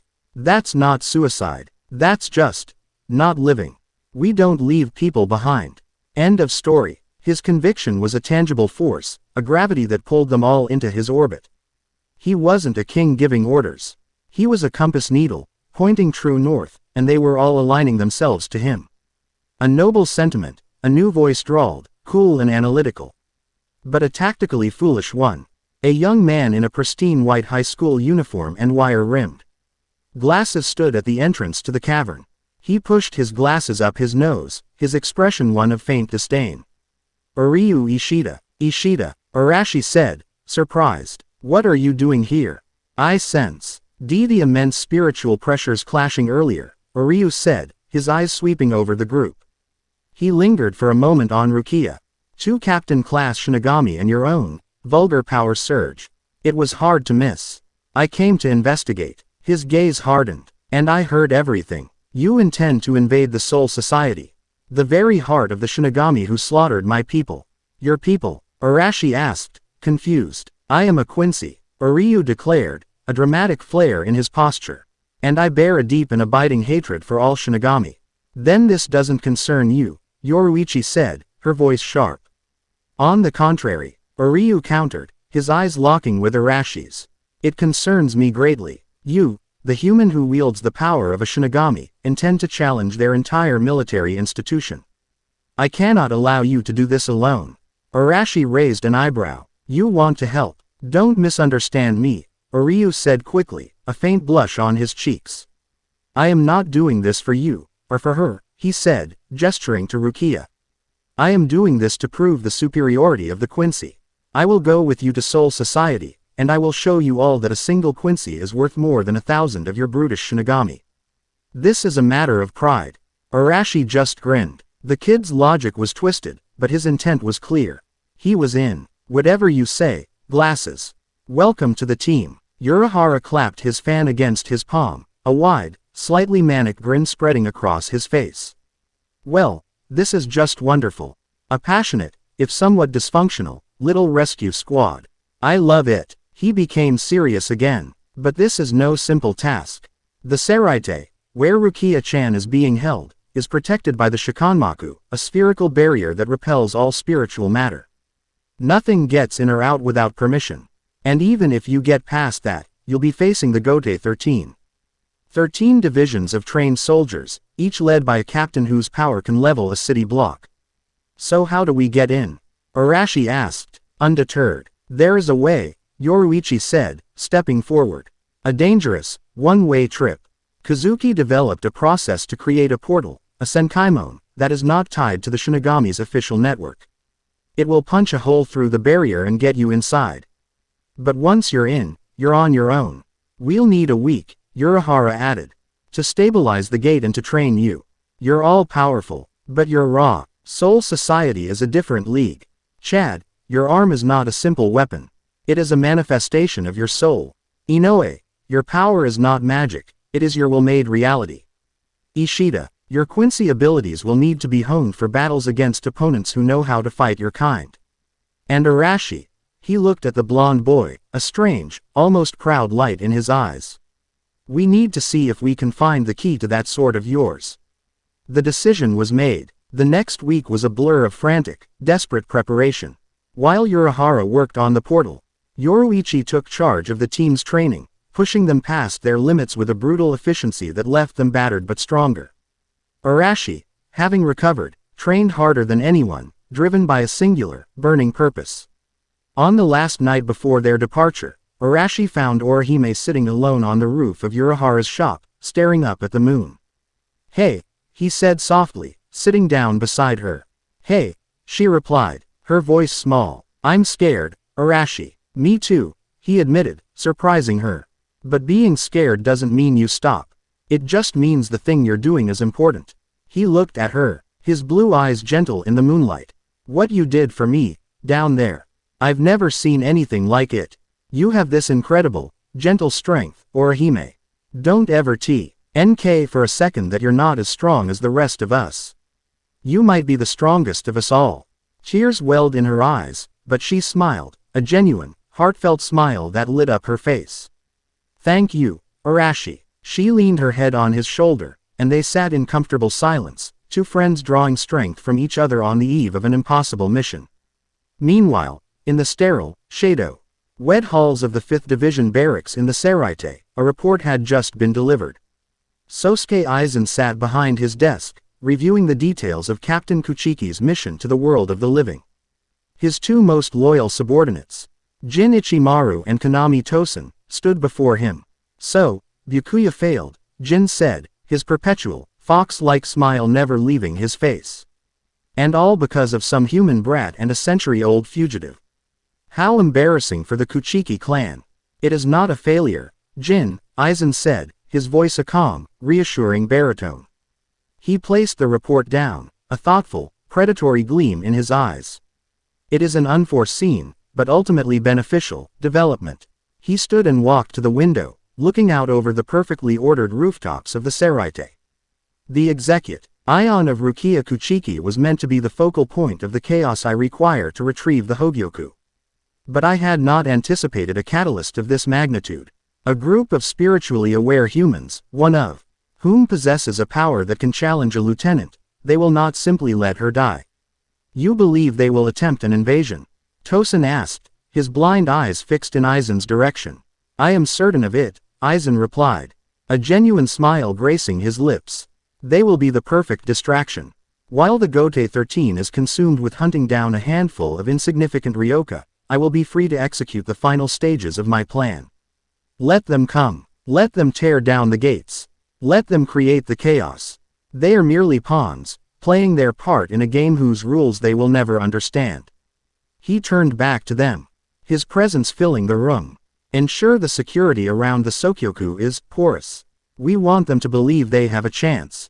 Hope is, after all, the most effective fuel for desperation." The time had come. The team stood before a hastily constructed archway in the cavern.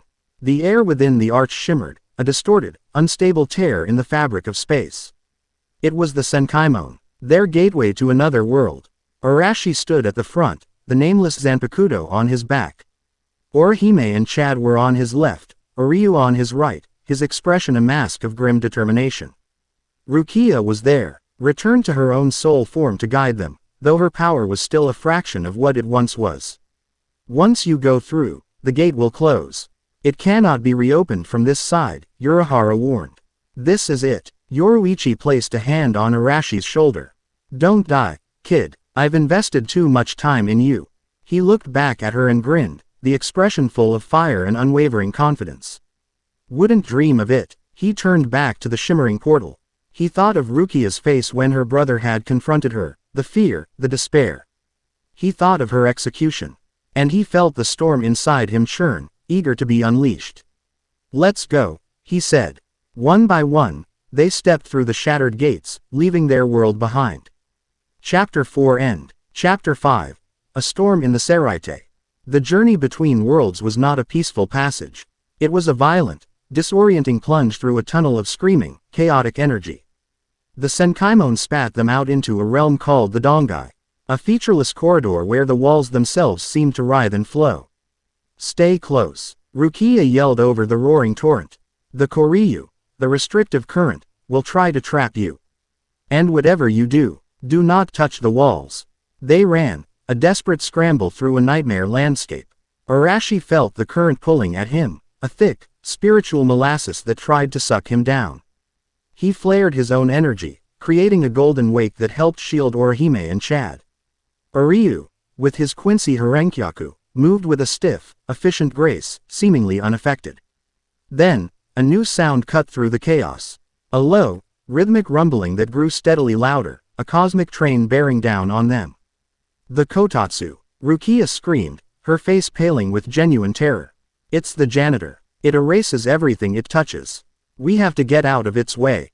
Arashi looked back. A colossal, perfectly smooth wall of unstoppable force was moving down the corridor, consuming everything in its path. There was no outrunning it. Everyone, grab onto me, he yelled, his mind racing. He couldn't outrun it, but maybe he could outmuscle it. It was a stupid, insane idea. It was his only idea. He planted his feet, digging his spiritual form into the floor of the Dongai. A massive, brilliant aura of golden energy erupted around him, a defiant sun against the encroaching darkness.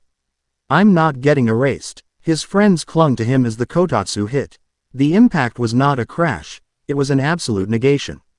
Arashi felt a pressure beyond comprehension, a force that wasn't just physical but existential.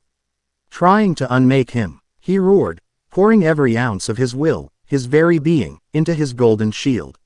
For a single, impossible moment, he held it back. The golden light cracked, splintered, and then shattered. The world exploded into a vortex of light and force. He felt his grip on his friends being torn away, their panicked cries swallowed by the storm. He was tumbling through nothingness, a piece of driftwood in a cosmic hurricane. Then, with a final, jarring impact, he hit something solid and knew no more. He came to with a gasp, the taste of dust and grit in his mouth. He was lying in a narrow, dirty alleyway, the strange, reishi-rich air of Seoul society filling his lungs. The sky above was a placid, endless blue. He pushed himself up, his body aching. He was alone. The Kotatsu had scattered them across the Seraite like seeds in the wind. A flicker of panic shot through him, but he crushed it down with practiced ease. Panicking wouldn't help. He trusted them. Yoruichi had trained them all. They were strong. They would be okay. They had a mission. He stepped out of the alley and found himself in a sprawling district of tightly packed, traditional wooden buildings. This wasn't the pristine, white city he'd imagined. It was a slum, filled with the quiet desperation of countless souls. The Rukongai. But in the distance, rising above the sea of humble rooftops, was a wall. A massive, gleaming white wall that seemed to stretch to the heavens. And beyond it, at the very center of the protected city, was a single, impossibly tall white tower. His target. He didn't know its name. He didn't know what it was for. But it was the highest point, the center of everything. If you were going to execute someone, you do it where everyone could see. His gut screamed at him that Rukia was there, or would be soon. His path was set, a straight line. He started to move, not with the explosive burst of his maelstrom step, but with a ground-eating lopda. Chi was still faster than any normal human could run. He drew stares from the disheveled souls of the Rukongai, a flash of impossible color and vitality in their drab world. He reached the Great Wall of the Seraite in minutes. A colossal gate, the Jidanbo, blocked his path, guarded by a literal giant of a man. Arashi didn't even slow down. He veered left, finding a stretch of the wall that seemed less populated. He crouched, gathering his power, and leapt. Golden energy flared around his feet, acting as a second and third jump in midair. He sailed over the wall, a golden comet against the blue sky, and landed with a ground-shaking thud inside the pristine city of the Shinigami. Alarms began to blare immediately. Spiritual klaxons wailed across the Seraite, announcing the intrusion. Ryoka sighted in the western sector. All squads, converge. A group of black-robed Shinigami appeared, their swords drawn. There were at least a dozen of them, their spiritual pressures like buzzing flies compared to Renji's or Byakuya's. Halt, intruder, surrender and you might be spared, their leader shouted. Arashi didn't have time for this. He didn't draw his sword. He didn't stop. He just charged. He moved through them like a bowling ball through pins. A palm strike here, a sweep of the leg there. He wasn't trying to kill them, just get them out of his way. Each blow landed with the force of a battering ram, sending the Shinigami flying into walls or knocking them unconscious before they hit the ground. The entire confrontation lasted less than 10 seconds. He left a trail of groaning, incapacitated guards in his wake and kept running towards the tower.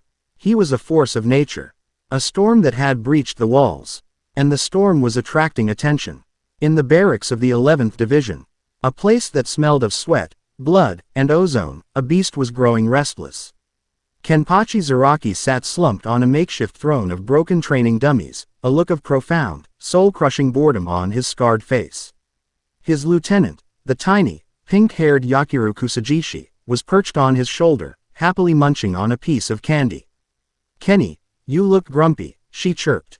"I'm bored," Kenpachi growled, his voice a low rumble that vibrated through the room. "These Ryoka are supposed to be strong.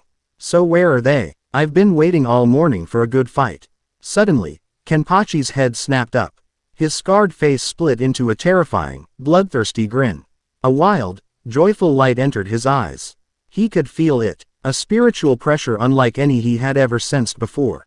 It wasn't refined or controlled like a captain's. It was a raw, blazing inferno of power, a supernova of untamed energy, and it was rampaging through the Seraite like it owned the place. "Yakiru," he said, his voice trembling with anticipation. "I think I just found one." He stood up, the movement so abrupt it shook the building. He grabbed the hilt of his jagged, worn-out Zanpakuto and slung it over his shoulder. "Where are we going, Kenny?" Yakiru asked, clapping her hands in delight. "To play," Kenpachi roared, and with a single, explosive step, he burst through the nearest wall, not bothering with the door. Arashi was making good time. He was a golden blur, leaving a trail of chaos and unconscious Shinigami behind him. He didn't know the layout of the city, but he didn't need a map. The tower was his compass. He leapt from rooftop to rooftop, the white-stoned buildings a stark contrast to the slums outside. This place was clean, ordered, and suffocatingly rigid. He hated it already. He landed in a wide, empty plaza, pausing for a moment to get his bearings. The tower was closer now, so close he could see the intricate carvings near its peak. And then, the sky fell. A figure slammed into the ground in front of him, the impact shattering the pristine flagstones and sending a cloud of dust and debris into the air. The spiritual pressure that rolled off the newcomer was a physical thing. A crushing weight that made the air thick and hard to breathe. It was a pressure that screamed of bloodlust and battle, a jagged, malevolent joy that made the hairs on Arashi's neck stand on end. As the dust settled, he saw him, a giant of a man, easily over 6.5 feet tall, with a wild mane of black hair adorned with small bells. Scars crisscrossed his face, one running down over his left eye. He wore a captain's haori, but it was tattered and torn, a testament to countless battles. And the grin on his face was the grin of a shark that had just found its favorite meal. "You," the man growled, his voice a gravelly rumble. "You're the strong one." He pointed his notched, unwieldy sword at Arashi. "Fight me." Arashi's eyes narrowed. This guy was on a whole other level from Renji. His power was monstrous, an untamed sea of raw killing intent. "I don't have time for this. I'm looking for someone." "You'll have time," the captain said, his grin widening. "Name's Kenpachi Zaraki, captain of the 11th Division. Now, what's your name? I want to know the name of the man I'm about to enjoy killing." "Arashi Uzumaki," he shot back, his own power beginning to flare in response to the challenge. "And I'm the one who's going to be walking away from this." Kenpachi laughed, a booming, joyous sound. "I like you. Let's see if you can back up those words." He charged. For a man his size, he moved with terrifying speed. His swing was a wild, downward cleave meant to split Arashi in two. Arashi met the charge with his maelstrom step, vanishing an instant before the blade hit the ground where he'd been standing erupting in a shower of stone. He reappeared behind Kenpachi, his fist wreathed in golden energy, and slammed it into the captain's back. It was a blow that could have shattered a boulder. It connected with a dull, meaty thud. Kenpachi didn't even flinch. He just slowly turned his head, his grin somehow even wider. Not bad. You're fast. And that hurt. A little. He spun, his sword lashing out in a wide, horizontal arc.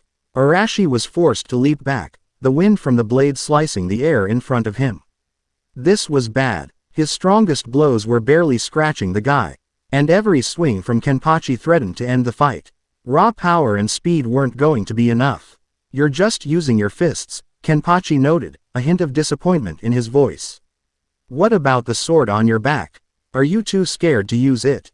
Arashi looked at the nameless blade. It was still inert, a dead weight. But Yoruichi's words from their training echoed in his mind. Your power is not in a tool, kid. It's in you. Your will given shape. Fine. If the sword wouldn't work, he'd make his own. He held out his right hand, focusing his will, his desperation. His absolute need to win this fight and get to Rukia. He pulled on the ocean of power inside him, not letting it erupt wildly, but shaping it, compressing it. A blade of pure, golden spiritual energy materialized in his hand. It was a simple, unadorned katana shape, but it blazed with a light of its own, humming with a barely contained power.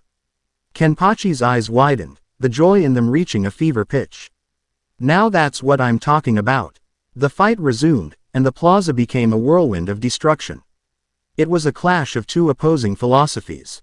Arashi's fluid, high-speed attacks against Kenpachi's unstoppable, overwhelming force. Gold and steel rang against each other, each impact sending shockwaves that cracked the surrounding buildings. Arashi was faster, more agile, using his maelstrom step to appear and disappear, landing quick, shallow cuts on the captain. He finally drew first blood, a thin, red line appearing on Kenpachi's cheek. Kenpachi paused, reaching up and touching the blood with his finger. He looked at it, and then he started to laugh. A deep, guttural, utterly insane laugh. Yes, this is it. This is the fight I've been waiting for. He reached up to the eye patch over his right eye. It's been a long time since I've had to do this. He ripped the eye patch off. The world buckled. A torrent of monstrous, suffocating spiritual pressure erupted from Kenpachi, a pillar of yellow, skull-shaped energy that shot into the sky. Every Shinigami in the Seraite, from the lowest grunt to the captain commander himself, felt it. It was the roar of a caged beast finally set free. The air became thick, the gravity seeming to increase tenfold. Arashi staggered back, his golden blade flickering. The sheer pressure was suffocating, a physical force pressing in on him from all sides. Kenpachi's power had just multiplied. My eye patch is a special device, Kenpachi explained, his voice now a manic roar. It's designed to devour my spiritual energy, to eat me from finishing fights too quickly. But against you, I don't need it. He was a different person now. Faster, stronger. The wild swings were now tinged with a terrifying, instinctual precision. Arashi could no longer keep up. A blade of raw steel slammed into his side, sending him flying across the plaza. He hit a wall with enough force to shatter it, collapsing in a heap of rubble. He pushed himself up, his body screaming in protest, a deep gash bleeding freely from his ribs. Kenpachi was walking slowly towards him, dragging his sword, the jagged blade carving a trench in the stone. Is that it? Kenpachi asked, the joy draining from his face, replaced by a familiar disappointment. Don't tell me it's over already. Arashi coughed, blood spattering on the ground. He was beaten. His body was failing. The pressure from Kenpachi was crushing his spirit. He was going to fail. He was going to die here, and Rukia would be executed. He had promised. He had promised he would save her. Never go back on your word. The thought was a whisper, an echo from a life he couldn't quite remember. It was a core tenet of his very being. Never abandon a friend. His vision was blurring. He saw the looming cage from his dreams. He saw the 9 flowing tails of crimson energy, the slitted, hateful eyes. But for the first time, he didn't feel fear. He felt a strange kinship. The being in the cage was a prisoner. Just like Rukia would be. It was rage, power, and will, caged and constrained. Just like him, he didn't just need to win. He needed more power. He reached inward, not to the golden ocean of his own soul, but deeper. To the ancient, crimson inferno that slept beneath it. He didn't ask for its power. He seized it. R-A-A-A-A-A-A-A-H. A roar that was not entirely human ripped from his throat. The golden aura around him was consumed, devoured by a violent, malevolent crimson energy that erupted from him like a volcanic blast. The whisker-like marks on his cheeks darkened, becoming jagged and feral. His canines elongated. His blue eyes bled into a slitted, blood-red gaze. For a fleeting instant, a spectral image of a monstrous, nine-tailed fox, wrought in pure, malevolent chakra, materialized behind him. Its fangs bared in a silent snarl. Kenpachi stopped dead in his tracks, his insane grin returning in full force as he felt the boy's power skyrocket past his own, into a realm he had never felt before. Yes, he bellowed. That's the spirit. Arashi shot forward, no longer a golden blur, but a crimson comet. He was faster, stronger, his movements driven by a predatory instinct that superseded conscious thought. His wounds began to steam, the crimson energy cauterizing them shut with terrifying speed. The fight was no longer a duel. It was a cataclysm, a clash of two monsters who had shed their human limitations. They met in the center of the plaza, and the world around them ceased to matter. Crimson energy and yellow spiritual pressure tore the very foundations of the Seraite apart. Buildings were leveled. The ground split open. It was a battle of pure, unrestrained power. Arashi fought with a feral grace, dodging Kenpachi's now desperate swings, his fists in F.E.E.T. landing with the force of meteorites. He was a whirlwind of red and black death, the memory of a caged god unleashed. They both knew it was coming to an end. They were burning through their power at an impossible rate. They separated, panting, standing on opposite sides of a newly formed crater that had once been a plaza. They locked eyes, a mutual respect passing between two absolute warriors. Then, with twin roars that shook the heavens, they charged one last time. Arashi's fist, wreathed in a vortex of churning crimson energy, met Kenpachi's Zanpakuto, held in a two-handed grip and glowing with the full, condensed might of his soul. The impact was a silent, blinding flash of light that consumed everything. The spiritual explosion that followed was so immense it was felt as a physical shockwave across the entire city. When the light faded and the dust began to settle, the scene was one of utter devastation. In the center of a crater hundreds of feet wide, two figures lay unconscious. Kenpachi Zaraki, the undefeated captain of the 11th Division, was down. And across from him, the Ryoka, Arashi Uzumaki, was also still, the last wisps of crimson energy fading from his body. From her perch on a half-demolished rooftop, Yakiru giggled, a cheerful sound in the deafening silence. Wow, Kenny really had fun. She hopped down and trotted over to her captain's side, not the least bit concerned. Soon, others arrived, members of the 4th Division's medical corps and the remaining combatants of the 11th. They stared in mute, horrified awe at the scene. At their captain, defeated for the first time in memory. And at the orange-clad intruder who had fought him to a perfect, mutual knockout. The news spread through the Gote 13 faster than a flash step. The Ryoka wasn't just an intruder. He was a monster who could go toe-to-toe with Kenpachi Zaraki and walk away with a draw. In his hidden chambers, Sosuke Aizen watched a Kido screen flicker and die, unable to handle the sheer spiritual density of the final attack. He saw the reports flooding in from frantic messengers. He saw the panic, the confusion, the awe. A slow, genuine smile spread across his face. He had wanted chaos. He had wanted a distraction. But this was so much more. This Ryoka was not a pawn. He was a second storm, crashing against the shores of the Seraite, and in the beautiful, glorious chaos that was to come. Aizen would be free to walk away with the throne of heaven itself. Even better than I had hoped, he murmured to the shadows, his voice filled with the quiet satisfaction of a master whose plan was not just succeeding, but blossoming into a work of art. Chapter 5 End. Chapter 6. The Truth in the Tower. Awareness returned to Arashi Uzumaki not as a gentle dawn, but as a slamming door. One moment there was a silent, crimson-tinged darkness, the next, the sterile scent of antiseptic herbs and the low, concerned murmur of voices. His eyes shot open, and he sat bolt upright with a gasp that was pure reflex. His body, which a few moments ago felt like it had been run through a meat grinder, felt whole. The gash in his side, the countless bruises, the soul-deep exhaustion, all gone. He was in a large, immaculately clean room, lying on a soft bed. A woman with a gentle face and a long, dark braid that hung over her chest sat on a stool beside him. She wore a captain's haori, but hers was different from the battle-worn garment Kenpachi had worn. It was pristine, and her presence was one of profound, unnerving calm.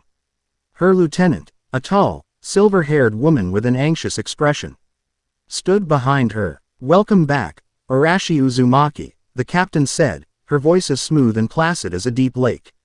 "I am Retsu Unohana, captain of the 4th Division. You have been unconscious for 12 hours. Your spiritual body sustained damage unlike any I have ever seen, yet it has healed at a truly miraculous rate." Arashi ignored the pleasantries, his mind already racing, locking onto the one piece of information that mattered. 12 hours. The words were a curse. 12 hours wasted. He swung his legs out of bed, his movements sharp and urgent. "I would advise against that," Unohana said, her tone gentle but carrying an authority that was absolute.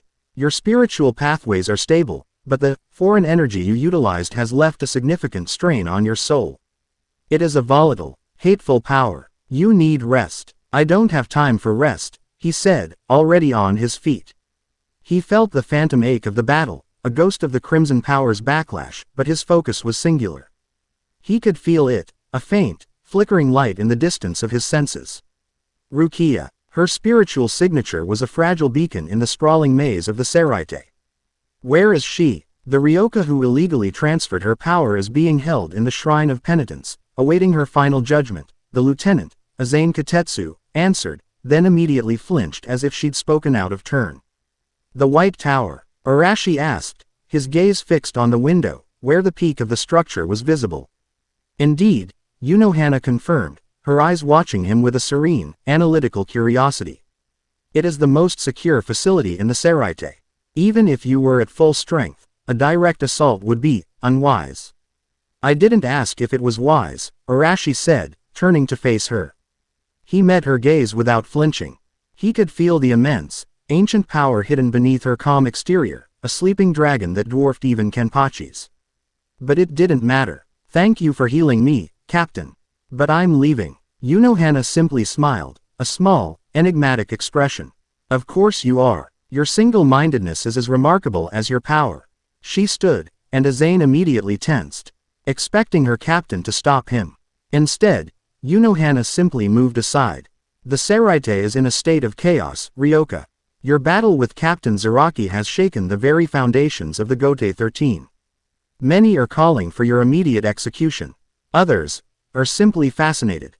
Be warned, every captain you meet from this point forward will be coming for you with their full strength." She was letting him go.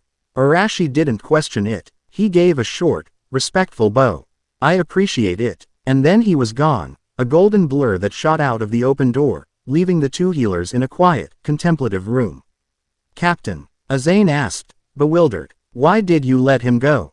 Unohana walked to the window, watching the distant flash of golden energy as Arashi leapt from rooftop to rooftop. "Because a storm is not meant to be contained in a teacup, Azane," she said softly. "There is a sickness in the Soul Society, a rot beneath the surface I have sensed for a long time. This boy, is storm. Sometimes the only way to find the source of a rot is to let the wind tear the house down." While Arashi had been recovering, the other members of his impromptu rescue team had been carving their own paths through the enemy city. Chad, separated from the others, had found himself in a quiet, serene district filled with gardens and babbling brooks. It was the territory of the 8th Division, and its captain, Shunsui Kiraku, had found him not with a challenge, but with an offer of sake.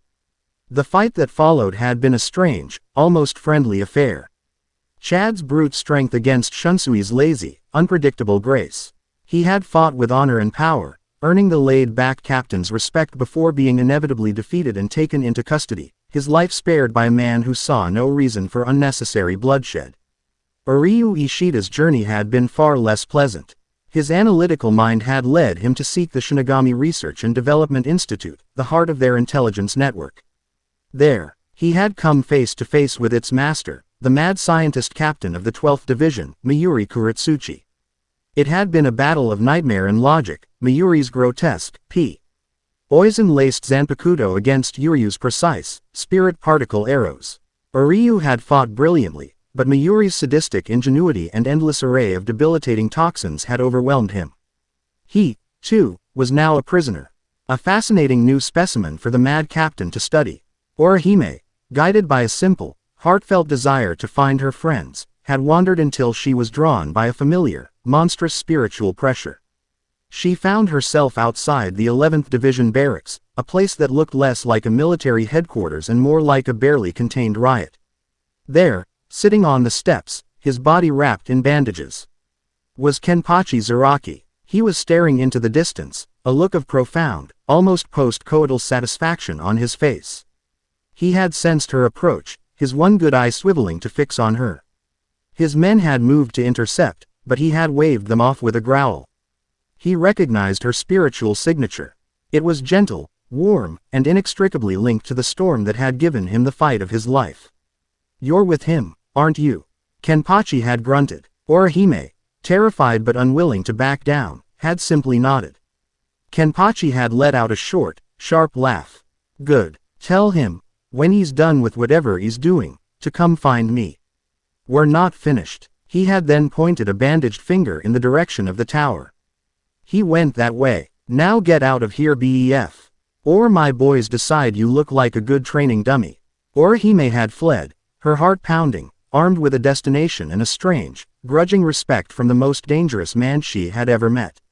Arashi knew none of this. All he knew was the tower.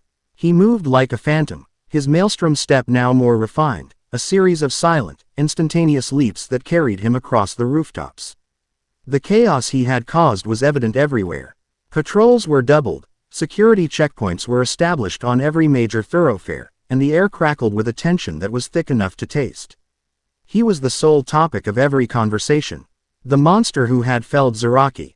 His path was suddenly blocked by a wall of gleaming, impossibly thick ice. It erupted from a rooftop in front of him, a glacier in the middle of the city. Standing atop it was a boy who looked no older than he did, with striking turquoise eyes and snow-white hair. He wore a captain's haori and carried a Zanpakuto strapped to his back. His spiritual pressure was cold, sharp, and incredibly dense for one so young. Beside him, a girl with dark hair and a worried expression watched with wide, tear-filled eyes. "That's far enough, Ryoka," the boy captain said, his voice cold and commanding. "I am Toshiro Hitsugaya, captain of the 10th Division.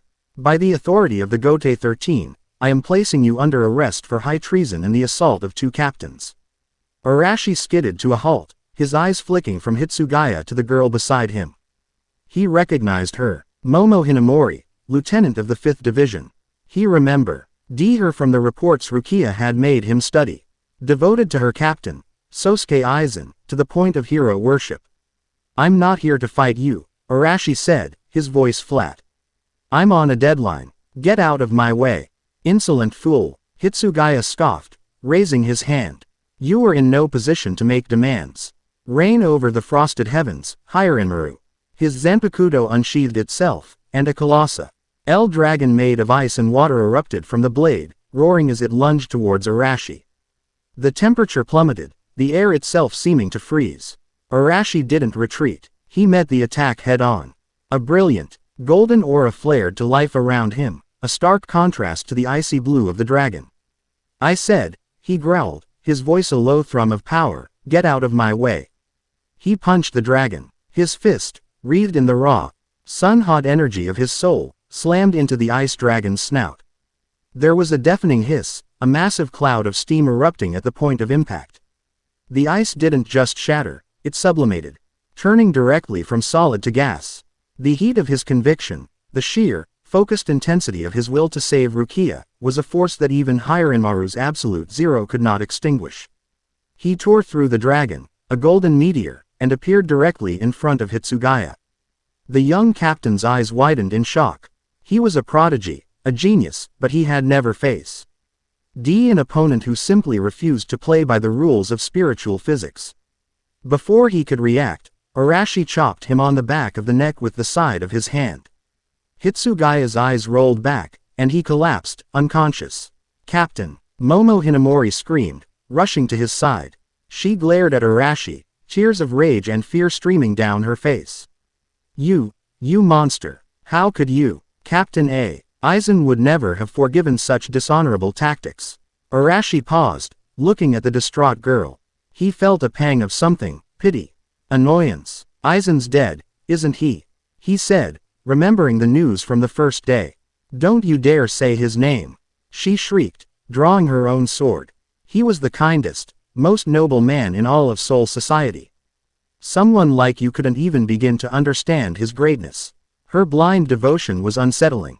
He didn't have time to argue. He vanished with a maelstrom step, leaving her weeping over her unconscious friend, her grief for her murdered captain a raw, open wound. He was close now. The tower loomed before him, a stark white spear against the sky. He could feel Rukia's signature clearly, a fragile pulse of light from the very top. He gathered his power one last time, leapt into the air, and kicked off the side of the tower, using the force to propel himself upwards. He shattered a window near the peak and rolled into a high, windswept chamber. And there she was. Rukia Kuchiki stood in the center of the room, staring out at the seraite, her small frame silhouetted against the bright sky. She wore the simple white kimono of a condemned prisoner. She turned as he landed, her violet eyes widening in disbelief, hope, and terror all at once. Arashi, she whispered, as if he were a ghost. He stood up, brushing glass from his shihakusho. A weary but triumphant grin spreading across his face. Told you I was coming. Her composure, the stoic acceptance of her fate she had been building for days, shattered into a million pieces. You idiot, she breathed, tears instantly welling in her eyes. You absolute, reckless, impossible idiot. What are you doing here? You were supposed to stay away. They'll kill you. They tried, he said simply, taking a step towards her. Didn't work out so well for them. She ran to him, her small fists hammering against his chest. You should have left me. My life isn't worth yours. It isn't worth Orihime's, or Chad's. Why would you do this? He caught her fists in one of his hands, his grip firm but gentle. He looked down at her, his blue eyes filled with an intensity that silenced her protests. Because we're friends, Rukia, he said, his voice soft but unyielding. And because I made a promise. To you, and to myself. I don't leave my people behind. The unspoken words hung in the air between them. The feelings that had grown from their bickering partnership, from their shared battles, from the simple act of trusting one another. It was more than friendship. It was a bond forged in the heat of impossible circumstances. She stared up at him, her tears flowing freely now, but they were no longer tears of despair. They were tears of overwhelming, heartbreaking relief. She had been so sure she was going to die alone. And now, here he was, a whirlwind of impossible sunshine who had torn apart the very laws of her world just to reach her side. He reached up with his free hand to wipe a tear from her cheek. But the moment was broken by a voice as cold and sharp as the winter wind. Your sentiment is touching, and utterly meaningless. Arashi's head snapped up. Baya. Kuya Kuchiki stood in the doorway to the chamber, his hand resting on the hilt of his sword, his face a mask of cold, aristocratic fury. He had felt Arashi's spiritual pressure the moment he'd broken through Hiranmaru's ice. So, you survived Zaraki, Byakuya stated, his voice dangerously calm. An impressive feat. But your luck has just run out, Ryoka. Arashi gently pushed Rukia behind him, stepping forward to face the captain. The phantom pains from their last encounter flared up, a memory of the chasm in their skill. But something was different now. After his battle with Kenpachi, after pushing past his limits and touching the crimson power within, he was stronger. He was faster, and he was no longer afraid. I'm only going to say this once, Captain, Arashi said, his voice low and steady as he summoned the golden blade of energy to his hand. Let her go. This is your last chance to walk away. Byakuya's eyes narrowed. You have a great deal of nerve for a common insect. He drew his sword, its pristine blade gleaming. I will enjoy personally demonstrating the vast, insurmountable difference between your power and mine. He prepared to use his shunpo, to end this as he should have the first time. Arashi braced himself, his golden aura flaring, ready for a battle to the death. Suddenly, the entire Seraite was rocked by a sound that overrode everything else. Not an explosion, a bell, a frantic, clanging alarm that echoed from the central command. It was not the Ryoka alert. It was a sound that had not been heard in over 100 years. The emergency summons for all captains. At the same time, a panicked voice, amplified by Kido, boomed across the city. Emergency broadcast to all divisions. Captain Sosuke Aizen has been found murdered within Central 46. I repeat, Captain Aizen is dead. The announcement was a hammer blow that shattered the tense standoff in the tower.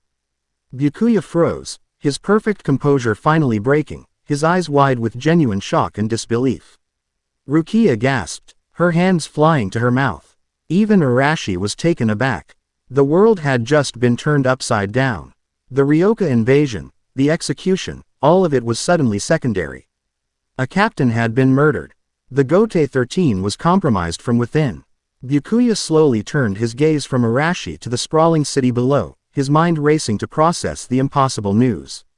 His duty, to execute the Ryoka and his sister, was now in direct conflict with his duty as a captain to respond to the highest level of emergency. The chaos Aizen had so carefully planned had just begun. And in the eye of the storm, Arashi Uzumaki stood with the girl he had come to save, his path to escape suddenly, inexplicably, blown wide open. Chapter 6 End. Chapter 7. The Serpent's Revelation. The emergency summons was a crack in the perfect, ordered facade of the Seraite. For a moment, it overrode everything. Byakuya Kuchiki, a man whose entire existence was a monument to law and duty, was caught between two absolute imperatives: the execution of a decreed sentence and the defense of the Gote 13's command structure. His cold gaze flickered from Arashi's defiant stance to the distant, unseen location of Central 46. The seat of government from which all his orders came. The news of Sosuke Aizen's death was not just an alert, it was an ideological earthquake. Aizen was more than a captain. He was a beloved icon, a paragon of gentle strength and wisdom. His murder, within the most secure location in their world, was not just a crime, it was an impossibility, a sacrilege that screamed of a conspiracy so deep it threatened to bring the entire system crashing down. Rukia, Byakuya said, his voice tight, the syllables clipped. He did not look at her. His focus was on the greater crisis. This changes nothing for you. Your sentence stands. He turned his gaze back to Arashi, a new, colder fury in his eyes. And you, Ryoka, consider this a temporary reprieve. Once this matter is resolved, I will personally hunt you down and erase you. He did not wait for a response. With a flicker of shunpo that was little more than a whisper of displaced air, he was gone, a black and white blur vanishing from the tower. The duty to his position, to the unfolding catastrophe at the heart of the government, had won out. For now, the oppressive spiritual pressure vanished with him. Rukia sagged with relief, her legs threatening to give out. Arashi's golden blade dissipated, and he let out a long, slow breath. They had a window. We have to go, he said, his voice urgent. He grabbed her hand. Now, before they change their minds or send someone else.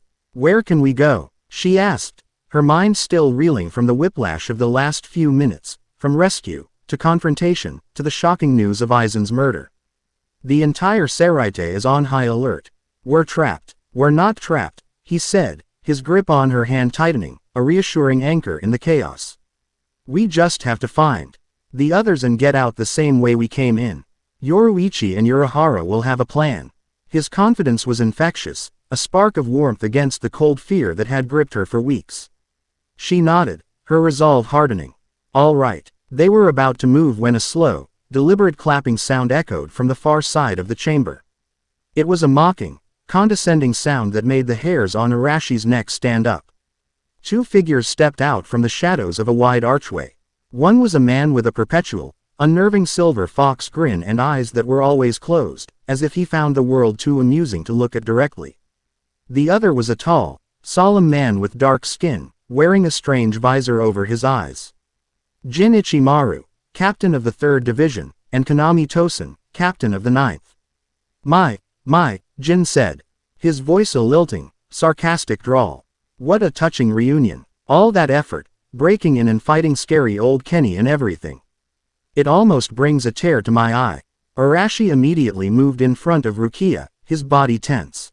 He recognized these two from Rukia's lessons. They were dangerous. Tosen was a mystery, but Jin was known for his unsettling demeanor and a zanpakuto that could extend to impossible lengths. What do you want? Arashi demanded. We're just here to deliver a message, Jin said, his smile widening. From a friend. A third figure emerged from the shadows behind them. He was a man with soft brown hair, kind eyes, and a gentle, scholarly air. He wore glasses and the pristine white hourie of a captain. Rukia gasped, her eyes widening in utter, soul-shattering disbelief. Her voice was a strangled whisper. Captain Aizen. Sosuke Aizen smiled, a warm, reassuring expression that was completely at odds with the emergency broadcast still echoing in the back of their minds. Hello, Rukia. It has been a while. I see you've made a rather energetic friend. Arashi stared, his mind struggling to connect the dots. The murdered captain. The man standing before them. The alarms. The chaos. It was all a lie. A carefully orchestrated piece of theater.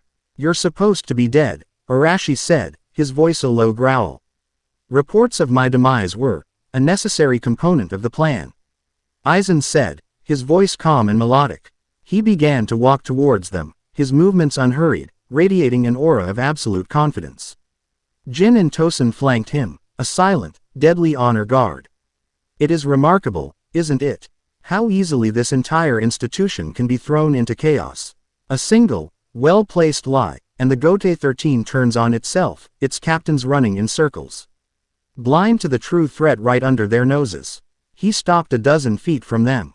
For over 100 years, I have been searching for the key to shatter the boundaries, to evolve beyond the stagnant limitations of both Shinigami and Hollow. A key created by Kazuki Urahara, a man of science so brilliant he was cast out for his genius. The Hogyoku. The name meant nothing to Arashi. But he saw Rukia flinch, a flicker of understanding in her eyes. Urahara, in his fear, tried to hide it. Aizen continued his lecture, his tone that of a professor pleased with his own brilliance. He created a barrier around it that would make it impossible to detect. And then, he hid it in the one place no one would ever think to look. He sealed it within the soul of a common, unassuming Shinigami and sent her to the world of the living, hoping it would be lost forever. He smiled directly at Rukia, and the warmth in his expression was now a chilling, predatory fire. Isn't that right, Rukia? Rukia paled, taking a step back. No, that's impossible. The only way to extract the Hogyoku from a soul without destroying the soul itself is to use the Sokyoku, Aizen explained patiently. The massive halberd used for executions. It has the destructive power of 1,000,000 Zanpakuto. Your entire execution, Rukia, the charges, the accelerated sentence, it was all my design. A perfectly legal, public way to have the Soul Society's own power retrieve my prize for me. But your friend here, he glanced at Arashi, a flicker of genuine curiosity in his eyes, proved to be a far more chaotic variable than I anticipated. He has forced my hand. I must now resort to a cruder, but no less effective, method. He raised a hand, and a complex Keto spell began to glow around his fingers. Do not worry. This will not kill you. Urahara is far too clever for that. Arashi had heard enough. He wasn't going to let this monster touch her. He exploded into motion. Get away from her. He lunged, his golden energy blade materializing in his hand, aimed straight for Aizen's heart. He never reached him. Tosen appeared in his path, a black blur of motion. He didn't even draw his sword. He simply caught Arashi's attacking wrist in one hand, his grip like a vice of steel. Arashi felt his forward momentum die instantly, his incredible power completely neutralized. Your brand of justice is not true justice, Tosen said, his voice a low, emotionless monotone. Before Arashi could react, Jin Ichimaru was beside him, the hilt of his short wakizashi pressed against Arashi's ribs. Shinso, Jin whispered, his fox smile stretching wider. The blade extended with the speed of a bullet, piercing clean through Arashi's side and emerging from his back. The pain was a white-hot flash. But what was worse was the force of the blow, which sent him flying across the chamber to slam into the far wall. He collapsed, the golden blade vanishing, his vision swimming. Arashi! Rukia screamed. Aizen paid his fallen opponent no mind. He was an irrelevance, a brief distraction that had been dealt with. He stepped towards Rukia, his hand glowing. Now, let us begin. Arashi pushed himself up, his body screaming. Jin's attack having reopened the wound Kenpachi had given him.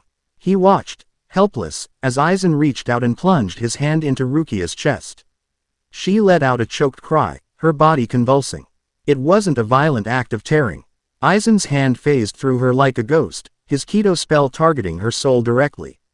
The sight of her pain, her violation, lit a fire in Ara's eye that burned hotter and deeper than anything he had ever felt before. It was a cold, pure rage that eclipsed the feral fury of the fox. This was his rage. His promise was being broken. His friend was being tortured in front of him. He felt something snap deep within his soul. It wasn't the crimson power breaking its cage. It was something older, something inherent to his very bloodline, a legacy from a mother he never knew. From a clan that specialized in the art of sealing, of binding. He roared, a sound of absolute, incandescent fury.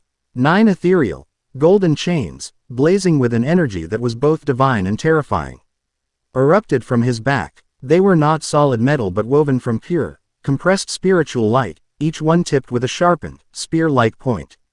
They moved with a life of their own, a manifestation of his singular, desperate will: protect, bind, avenge. Aizen, his hand still inside Rukia, turned his head just in time to see the chains lash out.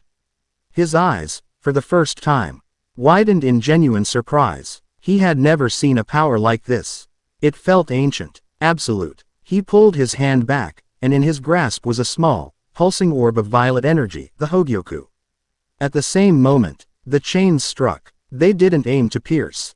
They aimed to restrain. They whipped around Aizen, Jin, and Tosen, wrapping around their limbs, their torsos, their necks, pulling tight with impossible strength.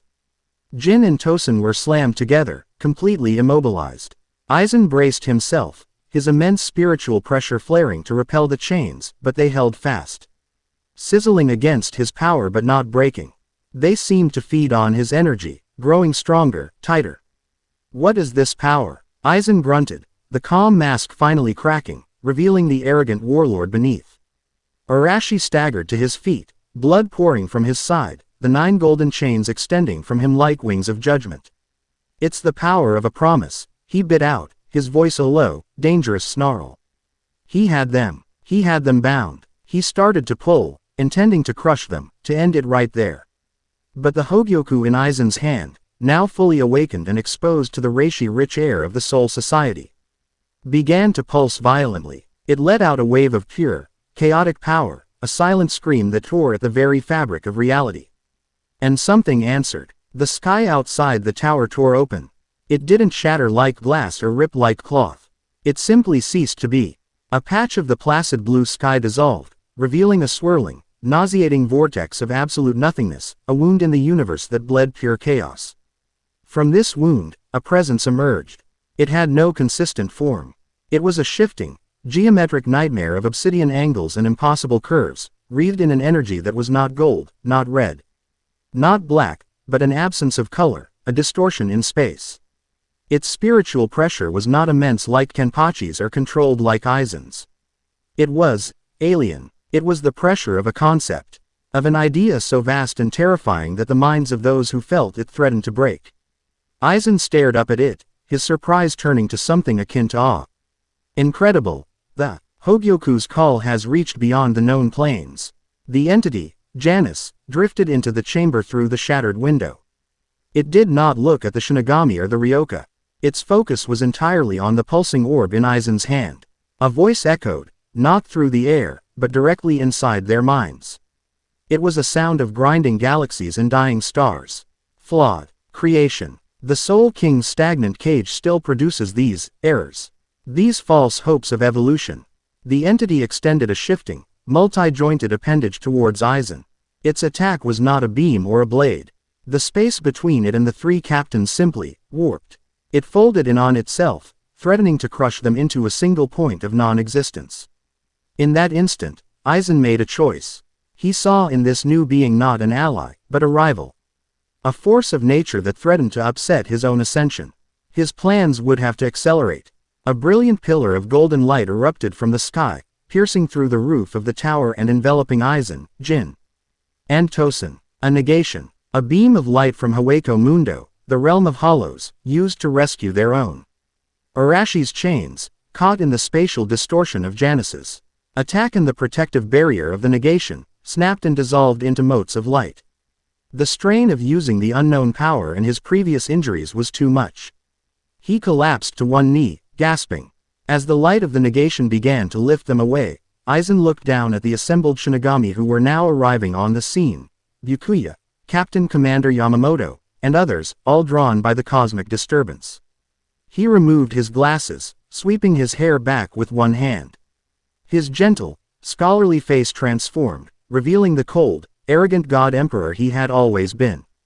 There is no one standing on the top of the world, Sosuke Aizen declared, his voice booming across the Seraite. Not you, not me, not even the gods. But the unbearable vacancy of the throne in the sky is over. From this day forward, I will stand on top. The pillar of light vanished, taking him, his lieutenants, and the Hogyoku with it. They were gone. The threat was over. But a new, infinitely greater one remained.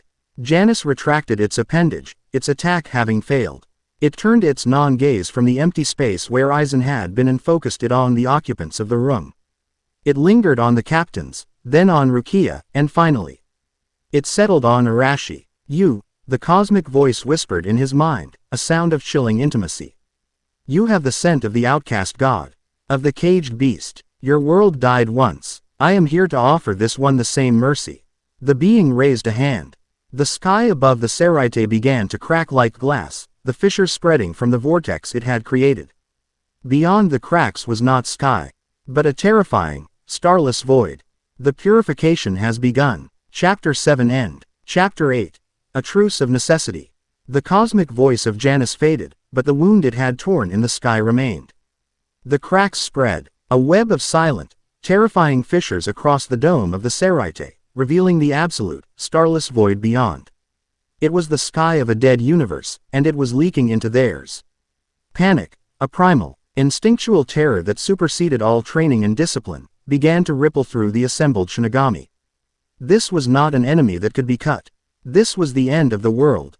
Arriving ahead of schedule, Arashi, still on one knee, his body screaming in protest, looked up at the breaking heavens. He felt the entity's chilling pronouncement echo in his soul. Your world died once. It was a statement that resonated with a truth he couldn't grasp, a ghost of a memory from a life that wasn't his. Before the panic could fully take root and shatter the Gote 13's morale, a new power asserted itself.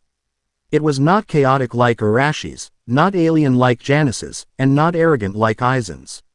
It was ancient, absolute, and incandescent. It was the wrath of the sun. All things in the universe turned to ash. The voice was old, weathered, but it carried an authority that bent the world to its will. Captain Commander Genryusai Shigekuni Yamamoto, his eyes narrowed to slits of fury, slowly unsheathed his Zanpakuto. The air itself ignited. A tidal wave of flame erupted from the blade, a heat so intense it felt like the birth of a star. The fire was not aimed at an enemy. It was aimed at the sky. Ryujin Jaka, he commanded. The flames roared upwards, not to fight the void, but to cauterize the wound. The fire washed over the cracks, and where it passed, fissures of nothingness sizzled and sealed, the broken pieces of their reality being welded back together by the sheer, overwhelming power of the oldest and strongest Shinigami. The sky, once again, was a seamless, placid blue.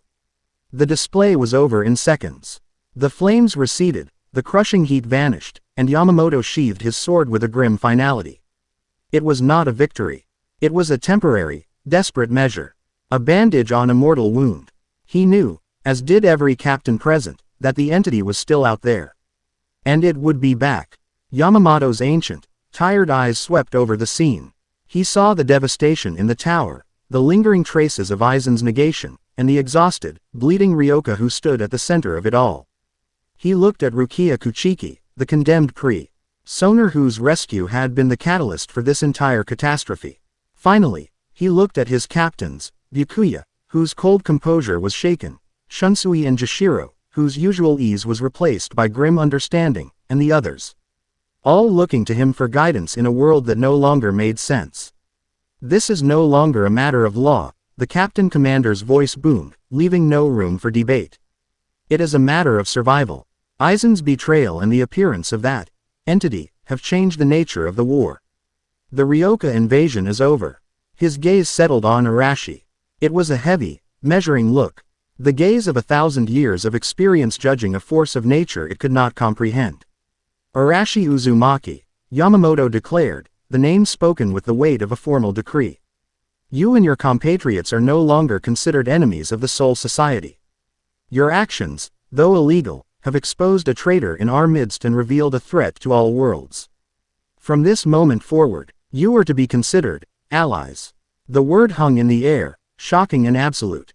Head Captain Soi Fan, captain of the 2nd Division, protested immediately, her voice sharp and indignant. You cannot be serious. This boy has assaulted and incapacitated 3 captains. He has violated every law of the Seraite. And he stood against Aizen when no one else could, Shunsui Kyoraku countered, his usual lazy demeanor gone. Replaced by a quiet, serious authority. He faced that thing in the sky. I'd say his resume's looking pretty good right about now, wouldn't you? The old laws are insufficient for this new reality, Yamamoto stated, his voice silencing all dissent. Aizen has the Hogyoku. He will build an army in Hueco Mundo.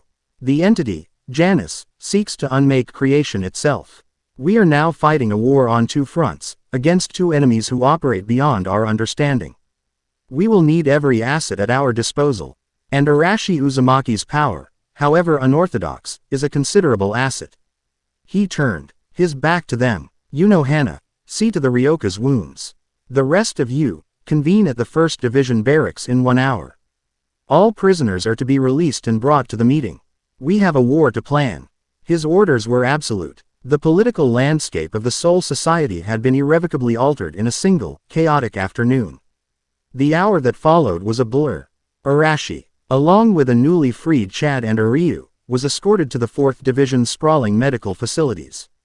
Orihime was already there, her face a mixture of terror and overwhelming relief at seeing them alive. She had been found by Azane and brought in, her unique abilities having already made her a figure of intense interest and respect among the healers. The meeting in the 1st Division barracks was a tense, somber affair. The surviving captains stood in 2 lines, their faces grim. Arashi and his friends stood in the center of the vast hall, no longer as prisoners, but as something new and undefined. Rukia was there, her execution order now a forgotten relic of a previous era. Yoruichi Shihoin, the century-old fugitive, stood beside them, her presence a silent, bold statement. Yamamoto laid out the situation with brutal, unflinching clarity. Aizen's betrayal, the power of the Hogyoku, the threat of an Arankar army, and the existential horror of Janus. Our worlds are connected, the old man concluded, his voice echoing in the cavernous hall.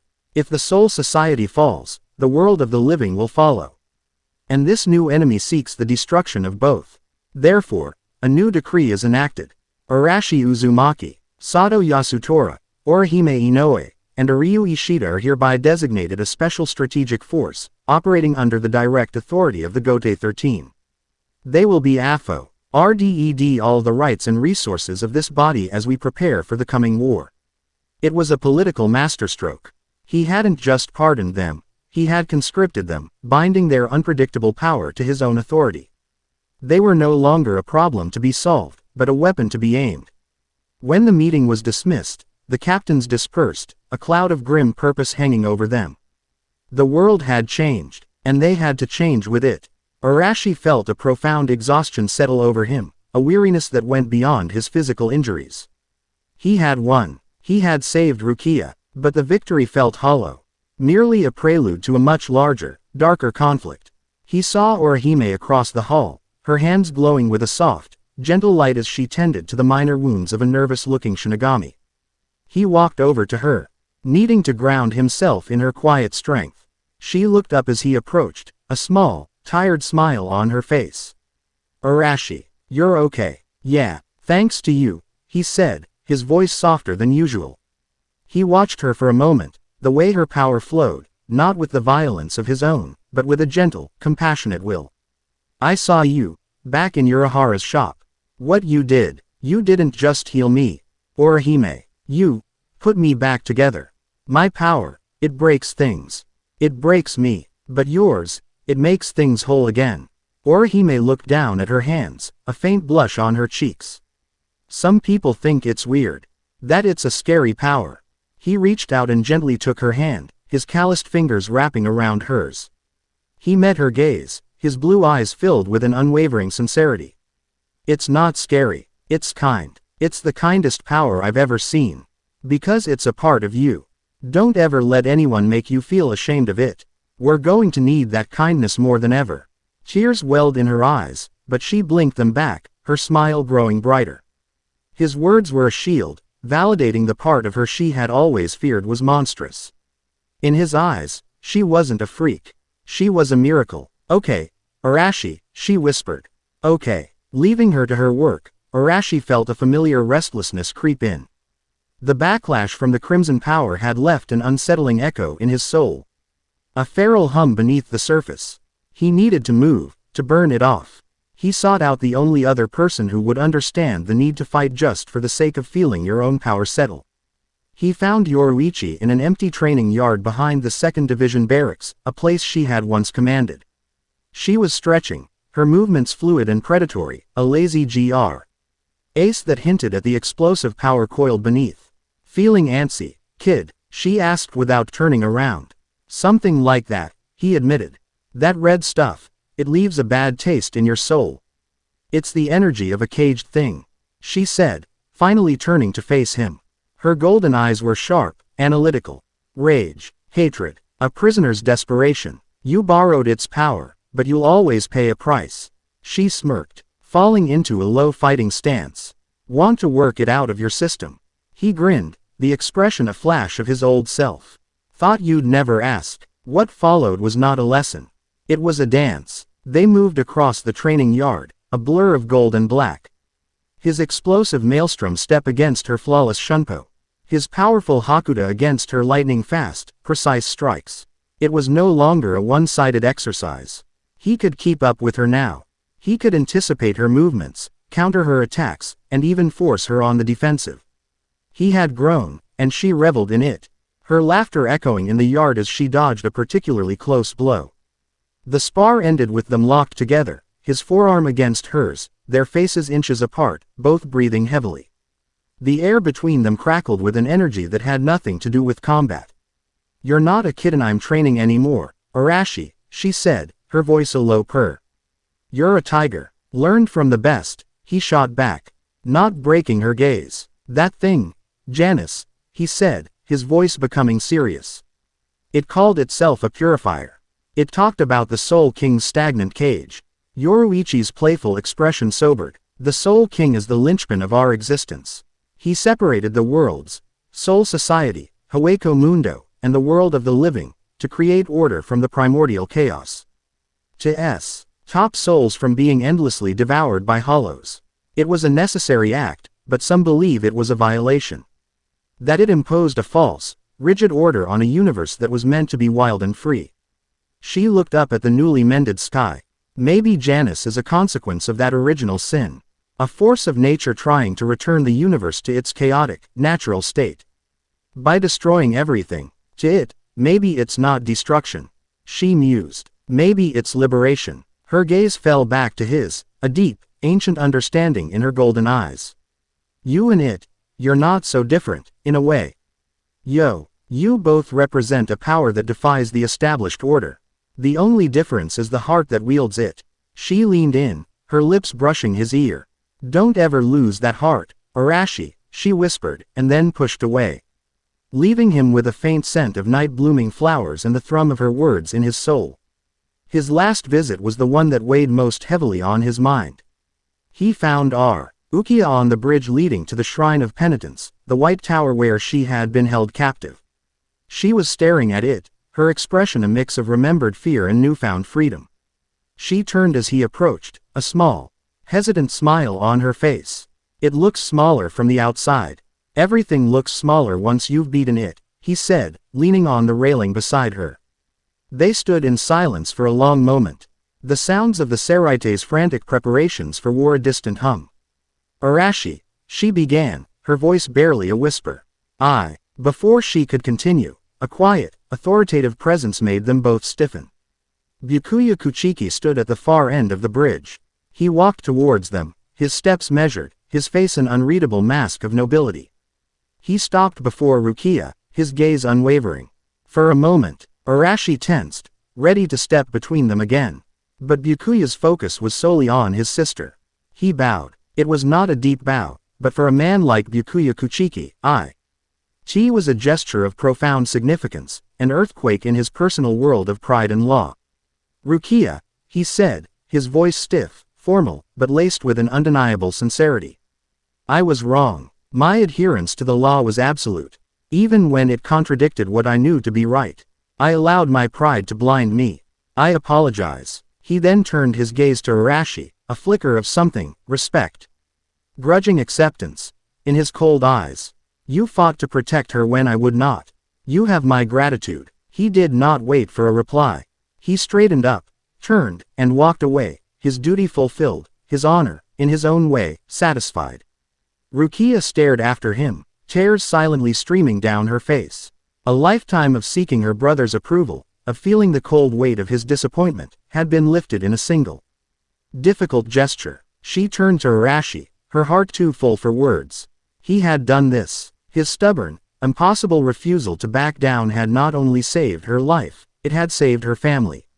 "Your world was all black and white, wasn't it?" he said softly, looking out at the Seraite. "Rules, orders, duty, everything in its proper place." She nodded, wiping her eyes. "It was the only way I knew how to live. When you showed up in my closet," he continued, a small grin on his face, "everything got loud and messy and colorful. You turned my world upside down, Rukia Kuchiki." He turned to face her, his blue eyes gentle but serious. "And I wouldn't trade it for anything. You saved me, Arashi," she whispered, her voice thick with emotion. "You charged into the heart of your enemy. Fought monsters and gods, for me." "Yeah," he said simply, as if it were the most obvious thing in the world. "I did." The space between them vanished. She stood on her toes, and he leaned down, and their lips met. It wasn't a desperate, passionate kiss. It was a quiet confirmation. It tasted of relief, of ozone, and of a promise fulfilled. It was the end of a rescue, and the beginning of something more. When they broke apart, they simply stood there, foreheads resting against each other, the chaos of the world forgotten for one perfect, peaceful moment. The truce was necessary for the Soul Society, but for Arashi, the peace he had found right here was the only one that truly mattered. Chapter 8 End. Chapter 9. The Maelstrom's Heart. The days following the truce were not peaceful. They were the tense, charged calm of an army rearming itself in the shadow of a coming apocalypse. The Seraite was a hive of frantic activity. The 12th Division worked tirelessly to analyze the nature of Janus's reality-warping attacks. The 11th Division, under a newly invigorated Kenpachi Zaraki, engaged in brutal training exercises, their battle cries echoing across the city. The Kido Corps reinforced the Shikanmaku, the great spiritual barrier, attempting to fortify it against an enemy who could tear holes in the sky. In the midst of this preparation, Arashi Uzumaki had become a paradox, the Gote 13's greatest weapon and its most volatile liability. His performance against Kenpachi and his stand against Aizen had earned him a grudging, fearful respect. But the crimson energy he had unleashed, the power of the caged beast within, was a source of deep unease for the old guard. He was a bomb they didn't know how to defuse. The decision came, as all great decisions did, from the captain commander himself.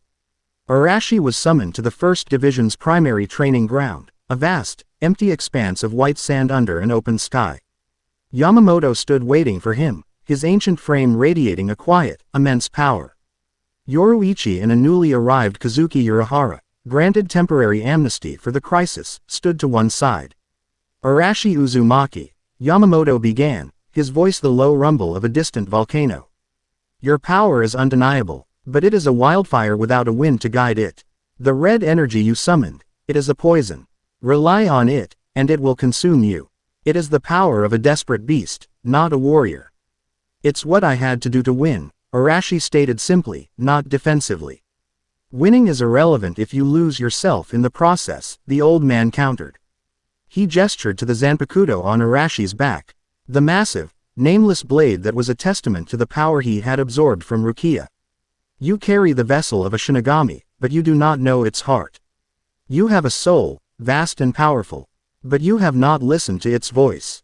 This cannot continue. To face Aizen and the entity Janus, you must learn control. You must learn the name of your sword. Arashi blinked. You want me to talk to my sword? I've tried. It's just a lump of metal. Because you are trying to talk to her sword, Urahara chimed in, snapping his fan open. He gestured to the blade. That is merely the container. The Asachi, that your soul has poured itself into. The power, the voice, it is not in the steel. It is in you. The golden blade you manifested, the chains you used against Aizen, those were its raw, unfiltered whispers. It is time for a proper conversation. We're going to have you perform Jinzen, Yoruichi explained, stepping forward. Zanpakuto meditation. You will place the sword across your lap. Quiet your mind, and reach inward. You will journey into your own soul, your inner world, and confront the spirit of your Zanpakuto directly.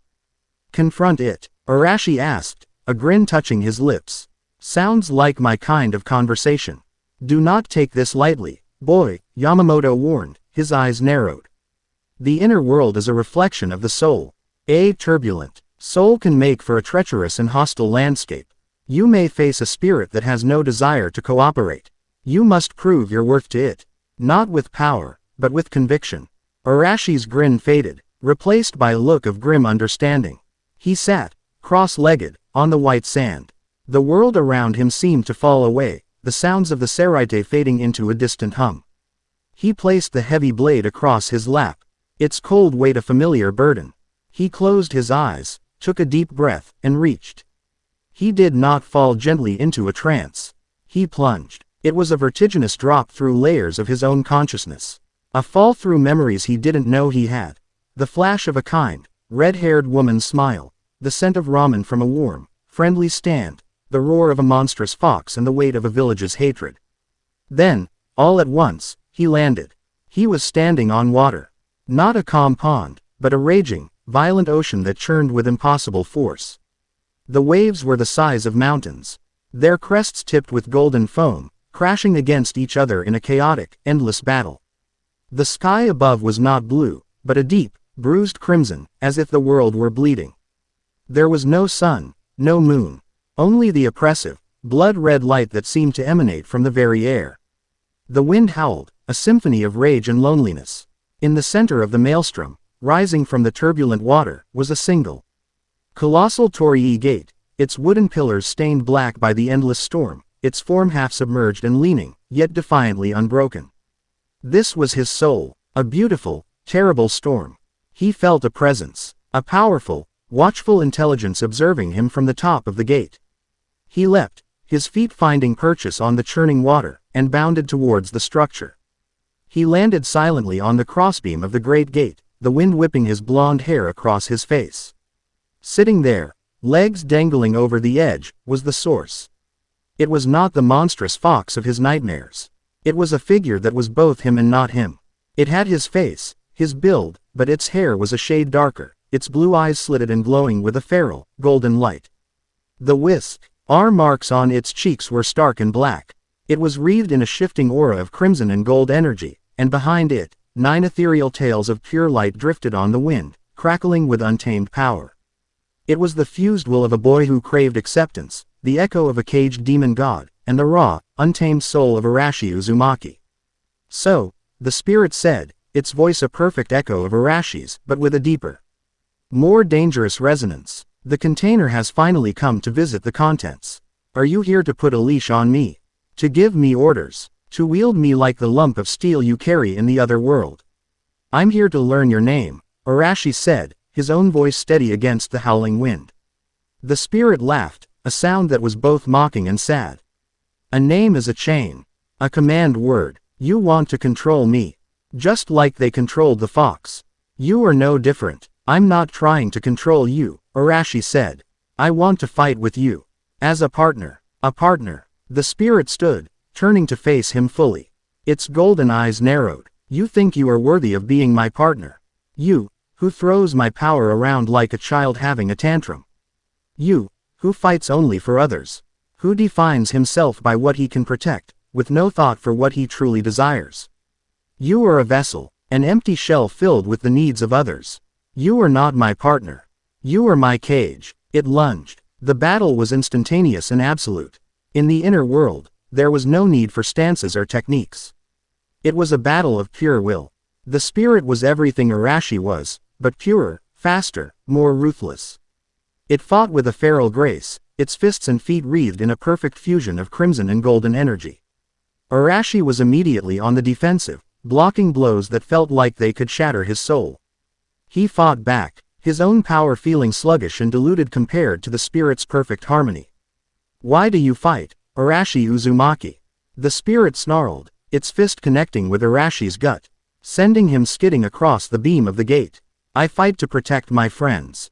Arashi yelled back, launching a counterattack. A noble answer. A boring answer. A lie. The spirit roared, catching his fist and twisting his arm. You fight because you are terrified of being alone. You gather people around you, you make their burdens your own, so you never have to face the howling emptiness inside. The same emptiness the fox felt in its cage for 100 years. The words hit harder than any punch. Arashi faltered, the truth of them a cold shock. The loneliness of his childhood.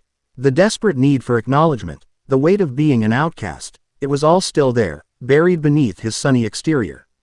The spirit pressed its advantage, its blows becoming a furious, overwhelming torrent. You are not him. You are not Naruto Uzumaki.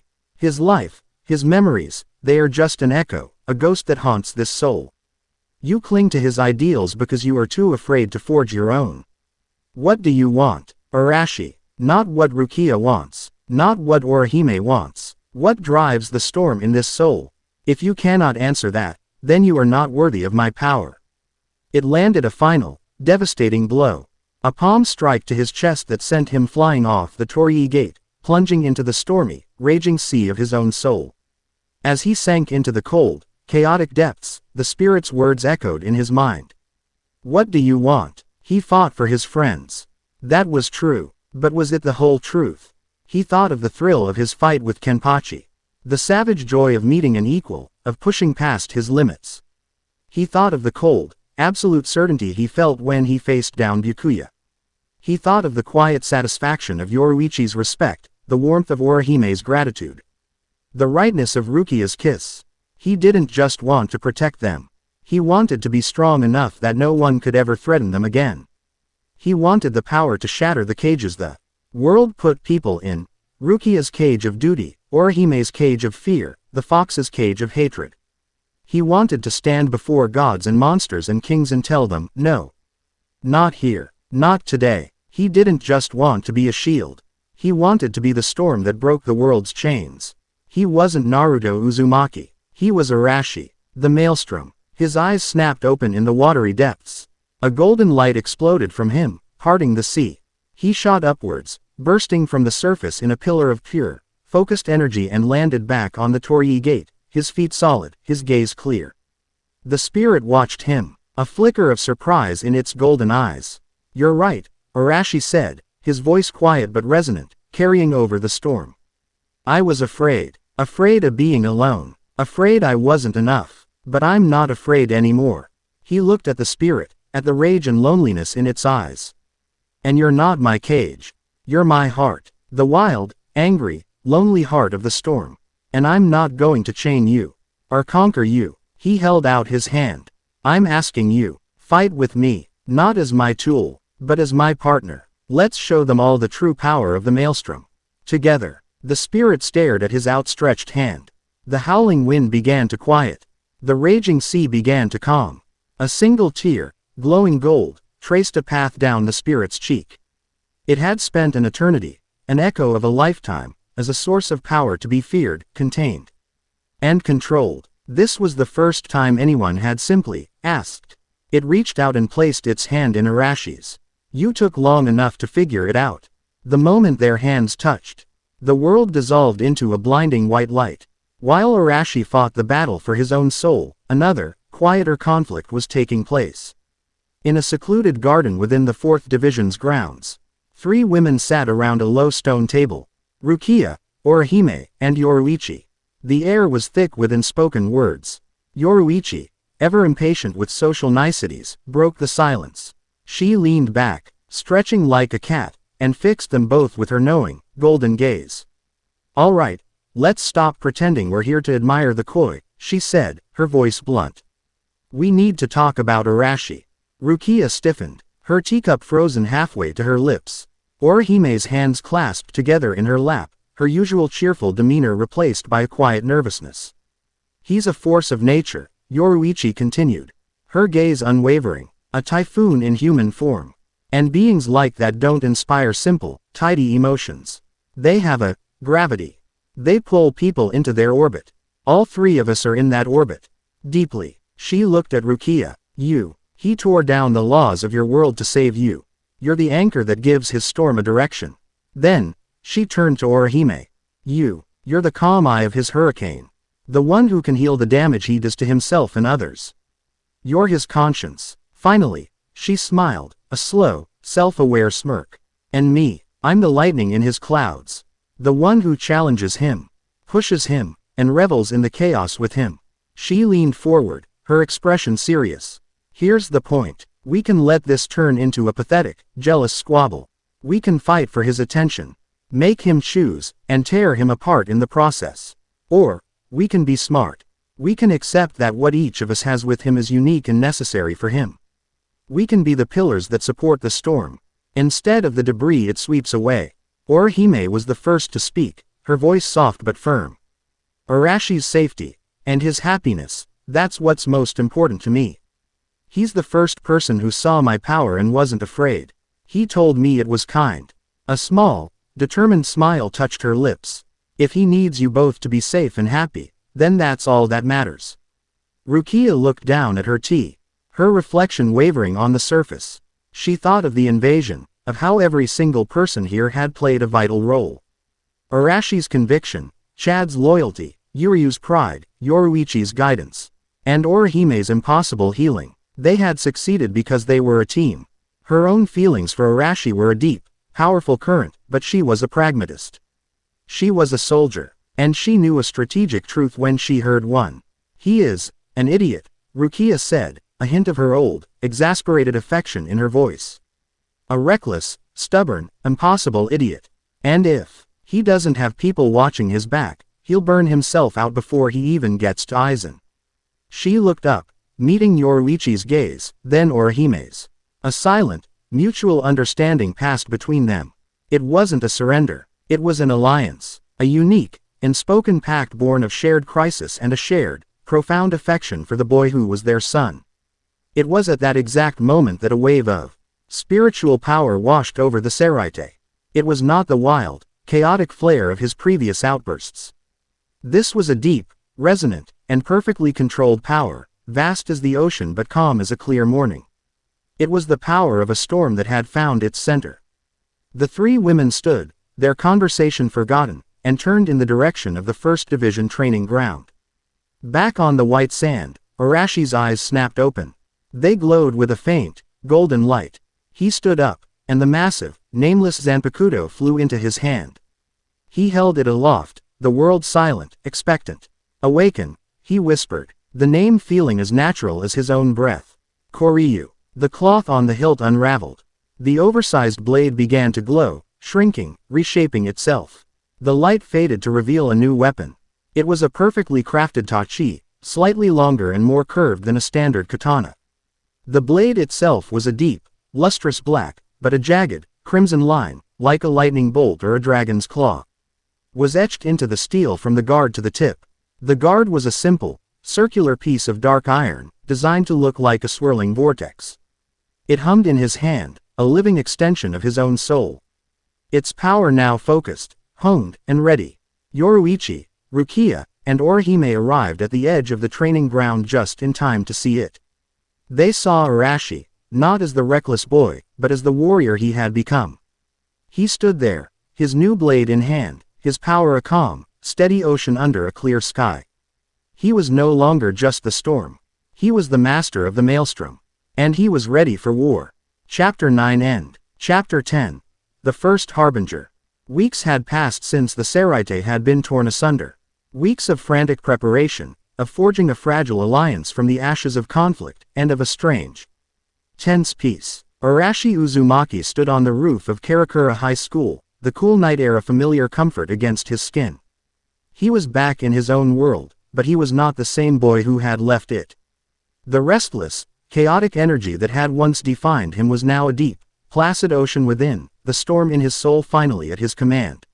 He wore his usual orange and black attire, but over it, a simple, unadorned black haori served as a symbol of his new, strange station, a sign of his authority as one of the designated protectors of this town. Koryu, his newly awakened Zanpakuto, was strapped to his back, its presence a quiet, constant hum of power, a partner resting until it was needed. A soft rustle of cloth announced her arrival. Rukia Kuchiki landed silently beside him, her own Shinigami Shihakusho a stark slash of black in the moonlight. She looked up at him, her violet eyes reflecting the city lights below. "You're brooding," she stated, a hint of teasing in her voice. "It doesn't suit you. You're supposed to be the loud, obnoxious one." He grinned, the expression easy and genuine. "Just thinking. It's quiet. Too quiet. After the noise you made in the Soul Society. I'd think you'd appreciate the quiet," she retorted, moving to stand beside him at the edge of the roof. Their shoulders brushed, a simple, comfortable contact that spoke volumes. "Nah," he said, looking out over the sleeping town. "Quiet means something's waiting. Aizen's out there, somewhere in Hueco Mundo, playing with his new toy. And that other thing, Janice, it's just waiting." His words hung in the air, a stark reminder of the two-front war they were now fighting. They were the first line of defense, the sentinels posted on the wall between their reality and the encroaching threats. Their vigil was interrupted by the crunch of gravel from the rooftop access door. Orihime and Chad emerged, their faces etched with a seriousness that had become their new normal. "We felt it too," Chad said, his deep voice a quiet rumble. He flexed his right arm, the intricate markings glowing faintly beneath his skin. "A pressure. But it's not a hollow." Orihime nodded, her hands clasped nervously in front of her. "It's wrong. It feels like the whole world is holding its breath, waiting for a note that's off-key." Her description was perfect. Arashi felt it too. It wasn't a spiritual pressure in the way a Shinigami or hollow had one. It was a subtle, creeping dissonance in the fabric of reality itself, a feeling like a tuning fork vibrating at a frequency that was fundamentally incorrect for their universe. It began in the center of the city's busiest intersection, now deserted in the dead of night. The air began to shimmer, not with heat, but with a strange, colorless distortion. The sound of a single, pure, impossibly high-pitched note began to echo, a sound that seemed to come from inside their own skulls. The colors of the world began to bleed. The vibrant red of a stoplight turned a dull, washed-out pink. The deep black of the asphalt faded to a charcoal gray. Life, color, and vibrancy were being leached out of the world in a rapidly expanding circle. From the epicenter of this decay, a figure rose. It did not tear a garganta or open a senkaimon.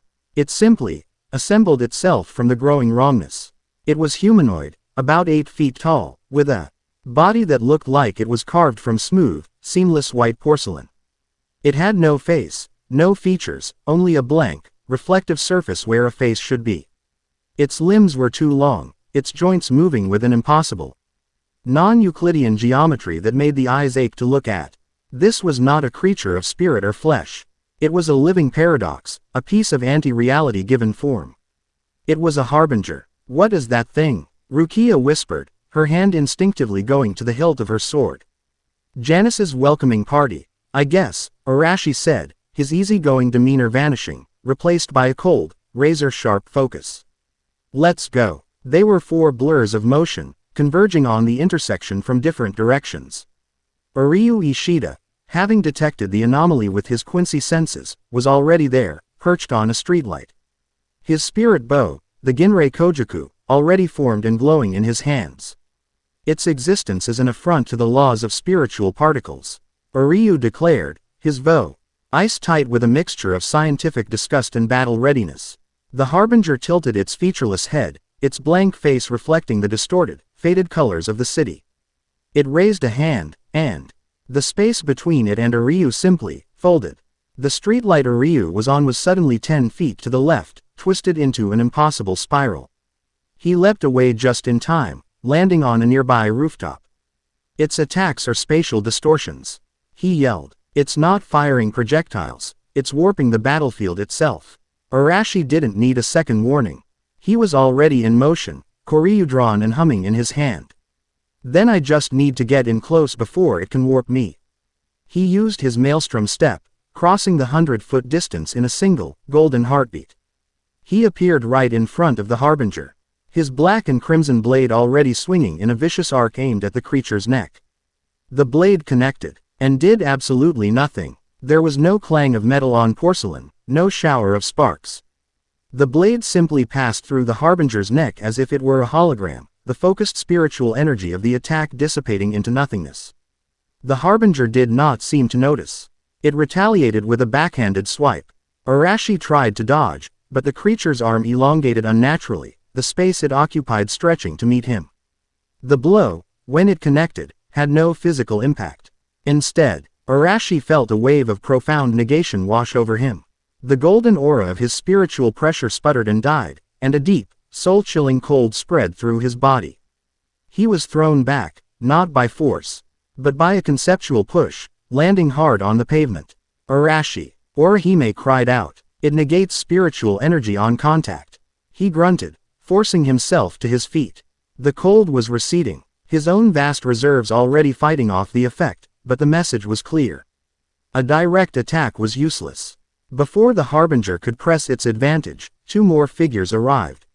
Landing on the rooftops overlooking the scene. Byakuya Kuchiki and Toshiro Hitsugaya. Their faces were grim, their captain's houri billowing in the strange, still air. They had been stationed in the world of the living as part of the new alliance, a forward command post. The reports did not do it justice, Hitsugaya said, his hand already on Harem. Its very presence is poisoning the reishi of the atmosphere. Analysis can wait, Byakuya stated, his voice cold and precise. It must be eradicated. He vanished in a flicker of shunpo, appearing behind the Harbinger. Scatter, Senbon Sakura, 1,000 tiny, glittering blades, like cherry blossoms caught in the wind, swirled around the Harbinger, seeking to shred it from every conceivable angle. But just like Arashi's attack, the blades passed through the porcelain body without effect, the keto-like energy that sustained them dissolving on contact. The Harbinger turned its blank face towards Byakuya. It raised its hand again, and this time, the very ground beneath the captain began to fade, the concrete and asphalt turning into a gray, featureless static. Byakuya was forced to leap back, his perfect composure finally showing a crack of frustration. Our attacks are useless, Hitsugaya yelled, having witnessed 2 of the most powerful attacks in Soul Society fail utterly. It doesn't just negate energy, Yoruichi's voice called out. She had arrived silently, a shadow among shadows, observing from the highest point. It's an eraser. It's not destroying matter or energy, it's unmaking it, returning it to a state of absolute zero potential. You can't fight a concept with a sword. As she spoke, the area of decay around the Harbinger began to expand rapidly. Buildings started to fade at the edges, their forms growing indistinct. Their colors draining away. The world was being unwritten, and they were standing on the page. If we can't attack it, we have to contain it. Rukia shouted, her mind racing, processing the information. I can hold the line. Orihime yelled, stepping forward. She raised her hands, her expression one of fierce, unwavering resolve. Santen Keshun, a triangular shield of brillia. Orange energy flared to life in front of her, positioned directly at the edge of the expanding wave of decay. The gray static of the Harbinger's erasure effect met the orange glow of Orihime's rejection. The shield buckled, groaned, and flickered violently, but it held. The 2 opposing concepts, erasure and rejection, met in a silent, metaphysical war. Orihime gritted her teeth, sweat pouring down her face. I can't hold it forever. You don't have to. Yoruichi called down, her mind working at lightning speed. You're not fighting a concept with a sword, you're fighting it with another concept. Hitsugaya, your ice is the cessation of motion. Rukia, your power is true absolute zero. It can't erase what is already fundamentally at a state of absolute stop. Freeze it. It was a desperate, brilliant gamble. Toshiro acted first. Bankai, Daiguren Hirenmaru. A torrent of ice erupted around him, forming massive wings on his back and a dragon's head over his sword arm. He shot into the sky, a blizzard incarnate. Ryuzenka, he roared, diving towards the Harbinger like a frozen comet. He didn't aim to cut. He aimed to impact, to impart the absolute cold of his Bankai. The Harbinger, for the first time, reacted. It raised both arms, the space around it warping into a protective, shimmering shell. Hitsugaya's attack hit the shell, and the immense cold was shunted aside, freezing a 10-story building solid in an instant. The captain was thrown back, his Bankai flickering from the strain. It's no good, he gasped. It's warping the effect around itself. It can't warp what's already there. Rukia's voice, now cold and clear as ice, cut through the chaos. She had moved to the center of the street, her white Zanpakuto, Soda no Shirayuki, held before her. She took a deep breath, her own spiritual pressure changing, becoming a thing of profound, terrifying stillness. Arashi, everyone, she said, not looking at them. Get clear. Arashi's eyes widened. He knew that tone. He had heard it in the voices of Byakuya and Hitsugaya. It was the tone of a captain about to unleash everything. Bankai, Rukia Kuchiki whispered, and the world went white. A pillar of absolute, bone-chilling mist erupted from her, instantly covering the entire intersection. It was not a violent explosion, but a quiet, beautiful, and utterly lethal expansion. The temperature dropped to a level that was not just cold, but a complete and total absence of heat, of energy, of life. Haka no to game. White haze punishment. The mist was so cold it flash froze the very air. Arashi, even from a distance, felt the absolute stillness try to claim him, his own spiritual energy threatening to freeze solid within his soul. Rukia herself had transformed. Her hair turned a pure, stark white. Her kimono became an elaborate, layered gown of ice and frost. She was no longer a Shinigami, she was a goddess of winter, beautiful and terrible. The Harbinger, caught at the center of the blast, was completely encased in a mountain of pure, perfect ice. Its spatial distortions had failed, its energy negation useless against an attack that wasn't energy, but the absence of it. It was frozen, locked in a state of absolute stasis. For the first time, it was vulnerable. The pillar of mist receded, revealing the frozen statue. Rukia swayed, her Bankai already fading, the power too much for her to maintain for more than a few seconds. Chad was there in an instant, catching her before she fell. Now, Arashi, Yoruichi screamed. Before it thaws, annihilate it. Arashi didn't need to be told. He was already moving. Koryu was in his hand, the crimson line on its black blade glowing with an inner fire. He poured his will into the sword, not the wild rage of the fox, but the focused, controlled power of his own soul. The heart of the maelstrom. The black steel of the blade seemed to drink the very light from the air, while the crimson line burned brighter, a contained supernova. He appeared above the frozen Harbinger. His blade held high in a two-handed grip. Koryu. Rasen no Goka. Crimson maelstrom. Spiraling karma flame. He brought the sword down. It did not release a wave of energy. Instead, a vortex of spiraling, crimson black power erupted from the blade's tip, a drill of pure, annihilating force. It struck the frozen Harbinger, and the two opposing concepts, the absolute stillness of the ice and the chaotic, spiraling energy of the maelstrom, collided. There was no explosion. There was only a deafening, grinding shriek as the Harbinger and the ice that contained it were not just shattered, but torn apart at a conceptual level, ground down into nothingness by the spiraling vortex. The last of its dissonant presence was erased from the world, and the colors began to bleed back into the intersection. Silence. The battle was over. Orihime dropped her shield, collapsing to her knees in exhaustion. The captains landed, their faces a mixture of awe and relief. The team stood together, battered, drained, but victorious. They had faced a god's messenger, and they had won. A slow, soft clapping sound echoed through the restored intersection. It was not mocking like Jin's. It was appreciative. like a spectator applauding a fine performance. The air shimmered, and Janice was there. It stood in the center of the street where its harbinger had just been annihilated. Its form was more stable now, a tall, obsidian figure of shifting, impossible angles, wreathed in a calm, silent aura of cosmic dread. It surveyed the exhausted heroes, its non-gaze lingering on each of them. Remarkable, the voice of dying stars whispered in their minds. You fight so hard to preserve the integrity of your cage. You reject, you freeze, you spiral, all beautiful, flawed expressions of a will to exist. It is almost a shame to correct such a vibrant error. It focused its attention on Arashi, who stood protectively in front of his friends, Koryu held ready. You have the scent of the outcast god, Janice repeated. The words now imbued with a chilling sense of familiarity. Your world died once. I am here to offer this one the same mercy. It raised a single, multi-jointed hand, its gesture. As calm and deliberate as a painter beginning a new canvas. But first, a demonstration of the theme. The sky above Karakura town, the sky of his home, the sky he had looked at his entire life, began to crack like glass. The fissure spread outwards from a single point above them, the blue facade shattering to reveal the silent, starless, terrifying void beyond. The world of the living was breaking. Chapter 10 End.